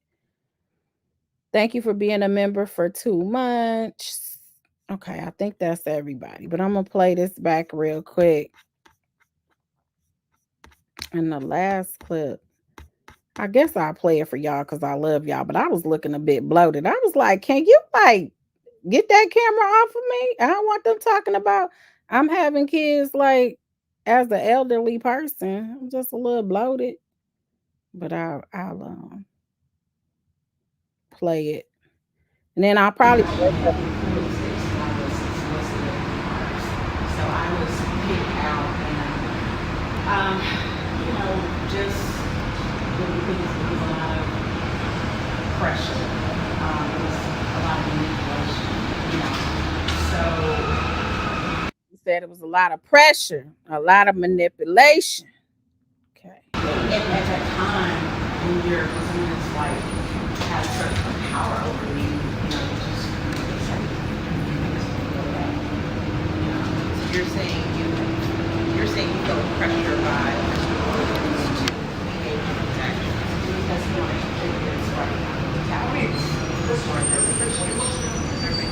the attorney spoke in the court hearing today. She said she was dealing with a lot, and now she has this angst every time. She always has to check her credit. How do you feel that you kind of created this stress with her?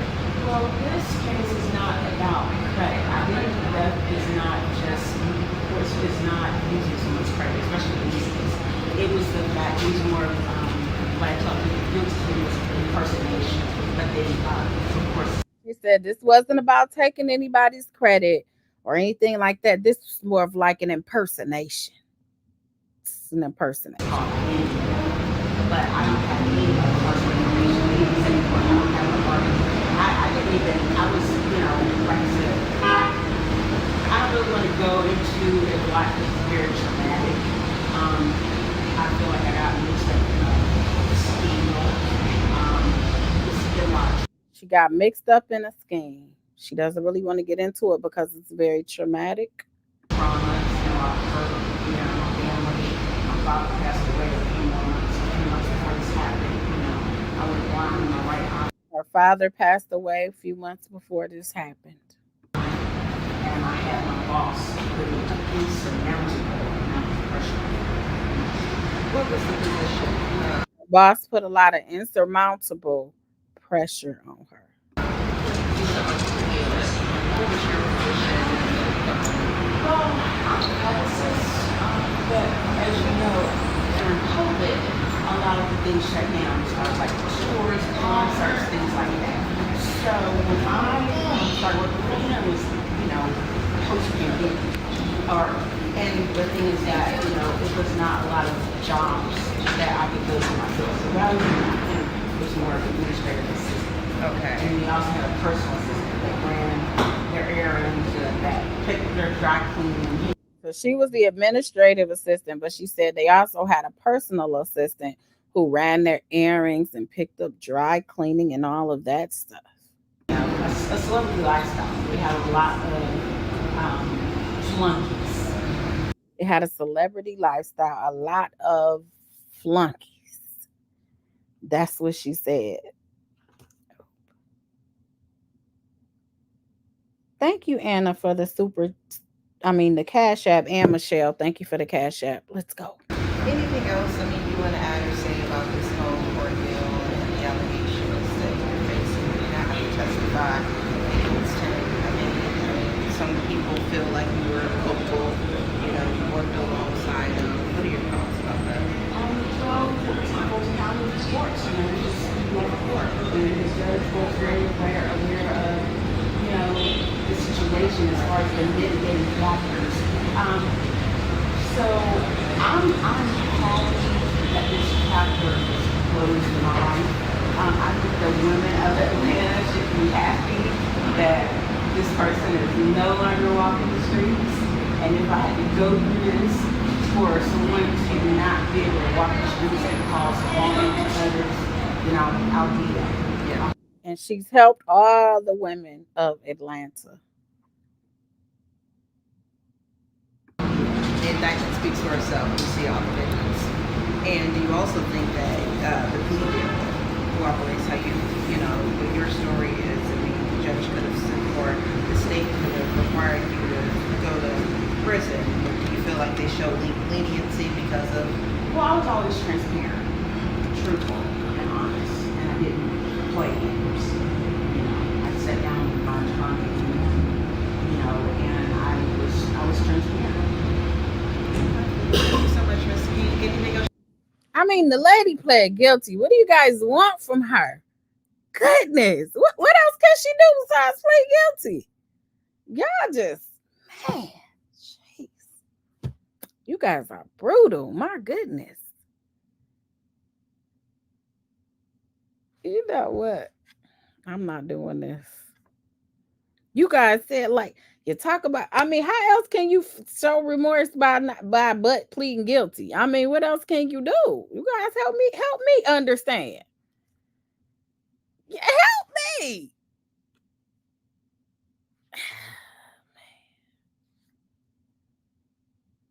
You want to add or say? I'm just thankful and for the mercy of the courts, and I'm happy with this trauma behind me. She's thankful for the mercy of the court. She know the court showed her mercy. The judge could have said no, but he didn't say that.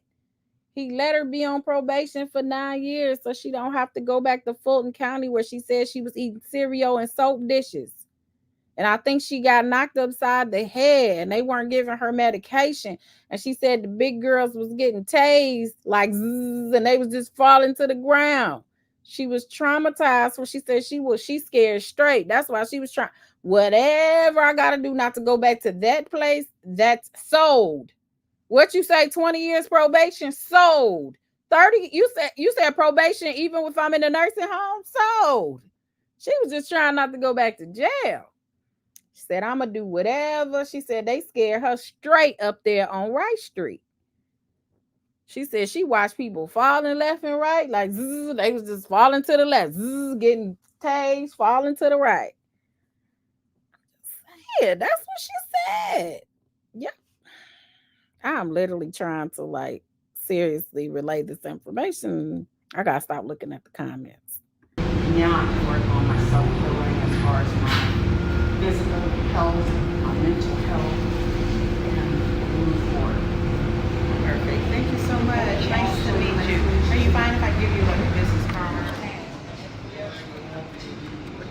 Hey, I look from the next up, okay? It's always that it's always that they may or may not have been working told, working with the judge. No, but what I was told is that the judge has the right to not accept. So it's a negotiation. The judge has the final decision. So where coming in that you may or may not get it, but you weren't told that you weren't going to get it. It's still the chicken, right? So I was trying to clarify if she knew beforehand that the judge was not going to take this deal, because I was still in my investigative mode, even though I had got some information that, what happened as to why he didn't. But she said she did not know. She was just told that he may or may not. So she came in not necessarily just knowing that he was gonna, just hoping. It was like expect the worst, hope for the best is what she went in there as. So she wasn't really shocked when he didn't take it, but she was not told beforehand, or her lawyer was not told beforehand that the judge was not going to accept it.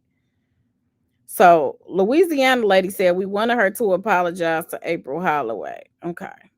Well, she did say something on when I was talking to her, so maybe this will suffice somewhat. Thank you so much for the super chat. I appreciate it. I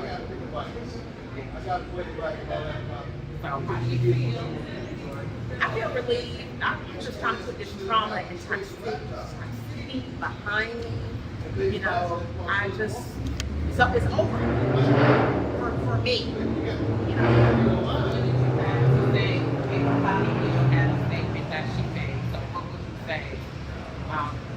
Because you didn't say anything today, right? No, you didn't make a statement. No, I didn't need to. Yeah. So, because you just took responsibility, so what would you say to people? Well, I can't have. This is what she would say if she had a chance to say something to April Holloway, but she realizes she can't have no contact or anything with her, so she wanted to make it clear she wouldn't be talking to her. She not about to violate the first day. With her, But I think she's a beautiful sister, a beautiful spirit. She was very forgiving. She seemed to have a very good nature. And if anything out of this whole ordeal hurt, harmed her, I sincerely apologize. She said something else. She said, I want to make sure that you never did this to anybody again. And but I want to clarify, I didn't steal her credit. I don't have her identity. I don't have her social security number, date of birth, something like that. That's not what I was charged and convicted on. It was all about appearing as an attendant of mine. So where did you get? Y'all see that? What do y'all people want? She apologized on the camera. You said she should have answered your question. She did. Maybe you guys didn't hear it. I told you guys I had the guy was recording it while I was doing the live, because I know you guys couldn't hear it, but because you guys will let me know you couldn't hear it. Okay. You said say sorry. Okay.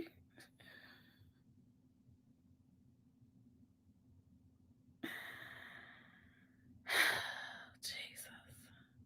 Help me. Somebody said her name is her credit. That is true. When it comes to an attorney, that's all you really have is your reputation. In all seriousness, that is what April Holloway said. She said that, and it is true. Reputation is very important. Your reputation could determine whether you advertise or don't advertise. Word of mouth, how you treated your clients can be your livelihood. So yeah, the fact that she had to answer to the state bar, I think part of that may have been, I'm not sure if somebody tried to say she did something to them and that's why they investigated on what happened. I'm not sure what she meant when she said that, or if they just wanted her to do a statement because they knew they were bringing these charges against Ericka in order to say this ain't me. Obviously they had to contact her. So I'm not sure. It would be interesting to know what the state bar conversation was about. We don't really know.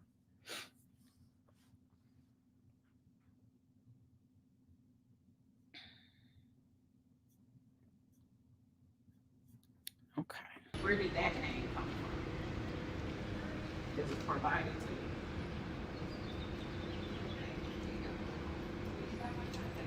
Well, you guys have more questions?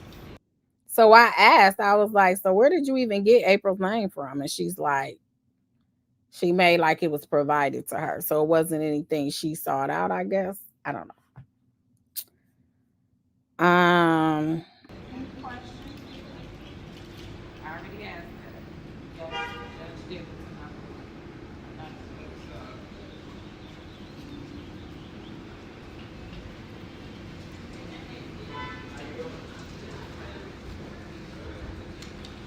You guys don't have any questions for her?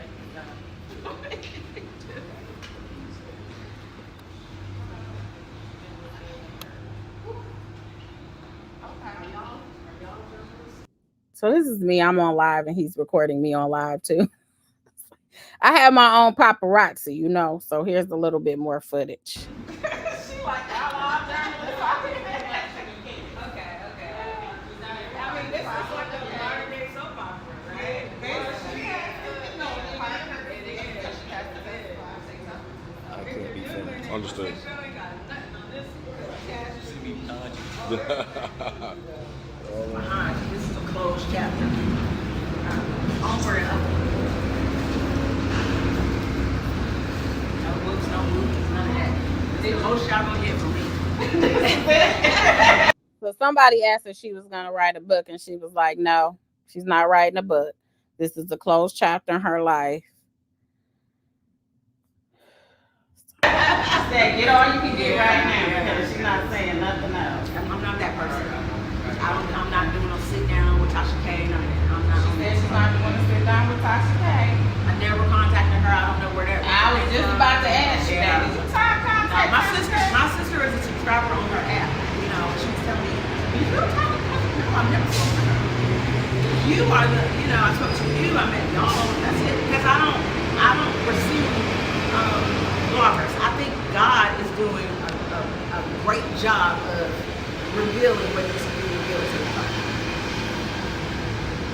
Which is, you know, just everything that was going on. I don't think that they were saying that they found out about because like YouTube. Were you aware of that? Like I said, he married someone, divorced them, then years later he married Shirley, and that was it. So she's saying she found out about the bigamy from, I guess, maybe the indictment. She didn't know anything about him allegedly still being married to someone else. She's saying, I thought he was married, divorced whoever he was married to, and then married Shirley. Since all the magazines, so it's like, how can you, if I'm sitting home and this is my husband, but I ain't seen him in 20 years, but I'm seeing you in Essence, I don't see how that goes, but maybe someone that doesn't have internet or access, doesn't, you know, read the blogs and stuff like that, but that was a big surprise to me. What other surprises did you hear about Ernest? Well, I thought that he was a devoted husband. That's what you thought, he was a devoted husband? She said she thought he was a devoted husband. He loved his cotton candy. So, I mean, maybe he treated her well. And because when you look at the text message, Shirley did say, what happened to us, this isn't us. So maybe, again, this is just my speculation. It has nothing to do with a legal realm, but just speculate in general. When it came to their marriage, he figured out what made her happy. That doesn't necessarily mean he was always happy or this was even him. But I think he may have figured out she wants somebody almost to cater to her. So I'm washing her car, I'm putting gas in her car, on breaks, according to Ericka, every day he ran her errands. She gave different stories and stuff of him when he was driving her and her friend and all of that stuff. Maybe a lot of what he did was just catering to her. And from the outside in, it probably were women who, you know, they look at people on YouTube or they look at them on Instagram and they have a jealousy of relationships, and they'll say relationship goals, but you don't really know what that relationship is. People only put the good stuff out. That's why you get surprised when you hear like a Jeezy and a Jeannie Mai, because they just had a video where they all in love, because that's what they put out. And that's what it seems like for him. He let that be maybe the picture out there, but then he had a whole different thing going on. Because remember, even when he was talking to Dre on one of those phone calls, and they were making it like the roles being reversed, it was after Shirley said she needed a break and all of that, and Dre was kind of cutting into him about that. Dre said, would you be faithful to her if she was locked up? And he admitted that he wouldn't be. So that's not really his thing. I think he really sat back and seen what she felt she lacked, and he made sure he did that. So maybe it was a perception of a devoted husband. I'm not saying he didn't give that perception. But clearly, according to some of these people, if we want to somewhat believe, not the criminality of it, but just the relationship part of it, he was messing with other people. That was real. Look at him talking to Sonya. Like, you can't even, she said what they had done while he was married. So maybe he just put up, like, his tone changed when he talks, or he knows she's into church. So he turns into, well, the Bible says, yeah, just like what Job went through. Yeah, well, I know it's going to work out for my good because I sowed too many seeds. That's good. So I'm going to reap all of them. He knows how to do that. Then when he talks to Sonya, he gets more into his ratchet mode. Like, he does way more cussing. He does all of that. So maybe perhaps he did, give that appearance of he was a devoted husband. Just saying. Just a thought. Okay, let's go. So all of this is a problem. Yeah, and then I want to clear something up. Something that the news lady asked me, if I ever was Miss personality. She said she was never. That's what Ernest.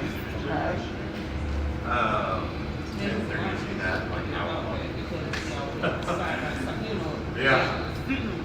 They had I lived in one house and so the man next door was like, my place is empty. I'm like, okay. So it was one of those type of, but no, I wasn't living next door to him, but he'd come in through the side door at night or none of it. I respect the sanctity of marriage. I'm in a romantic partnership with a male. Let me say that. And I've been in it for going on. He said they was not creeping and sleeping like folks was trying to say. And she wasn't doing no late night calls. She wasn't going through the side door. She was living there with her man that she's been with, I think she said, for 8 years. So the deacon, the deacon, down through the years, God's been good to me.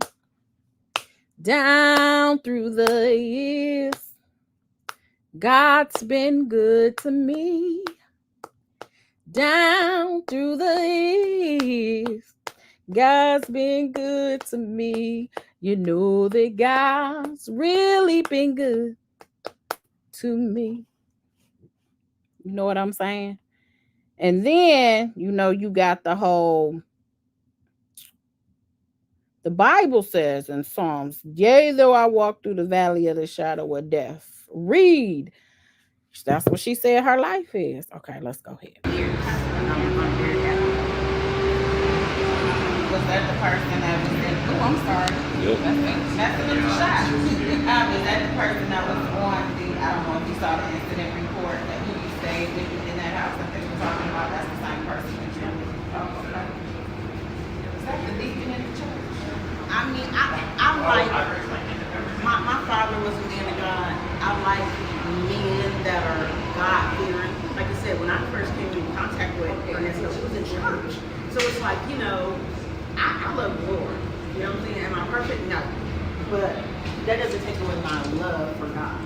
So I like someone that is a positive, contributing member to society. I don't think they told y'all in my last convention was 20 years ago. This is not what I do. Oh, when they talked about the felony and stuff before. Yeah. So it was an opportunity. He was like, "Come help me do this," and Yeah. Because I was basically sitting at home every day not working. You know, because what I was doing was going on tour with like rappers and stuff like that. But I can't tell you the number of times I've been pulled over, got rappers in there smoking blunts. Everybody got to get out. They can do a search. You know, they realize, okay, she's just a publicist. She can go, and then they take 3 people to jail. I had a situation where I had to drive a Sprinter van all the way back from Columbus, Georgia, going with a rapper because the driver had a child support order. So the opportunity to work with Steve and Shirley was the way Ernesto presented it to me. So who wouldn't want to go up to that level versus, you know, the rappers is money, but it's like, am I going to get shot? Am I going to, you know, it's all these what ifs, you know, so. So you were waiting on your final paperwork? Yeah, because goodbye.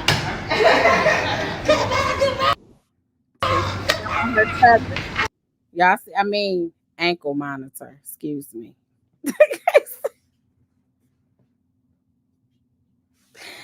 Her ankle monitor. I think that was it. Yeah, that was it.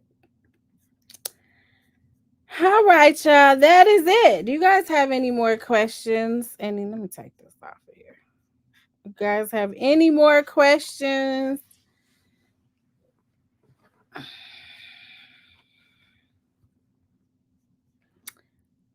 Shirley, she had a mail made. Where, Joanne? Why are you joking? What? I said tether. I know. Apparently it's just ankle monitor because everybody was like, I said tether and my junk blew up. They're like, tether, what's that? Do you mean ankle monitor? Tether, what's that? Do you mean ankle monitor? I was like, dang, I'm just, excuse me. Potato, tomato. Goodness.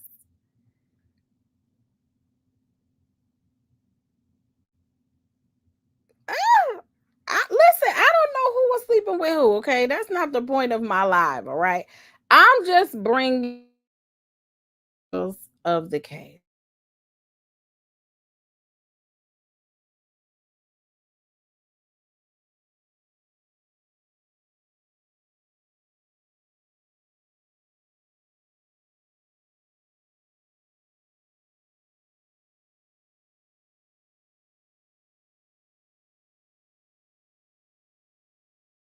I don't know. I don't know why I did that. I'm sorry. My bad. I guess it's time for me to get off of here because now the internet is tripping. It's storming here, so. All right, guys. I know I'm back. I froze. Thank you guys so much for the support. We've done 2.5 hours. Hopefully it makes up for it. We may come back for the judge information again and go over that. If I can get through the opinion from the Supreme Court, we may go over that. Make sure you hit that like button on your way out. I hope you guys enjoyed it. Thank you guys for your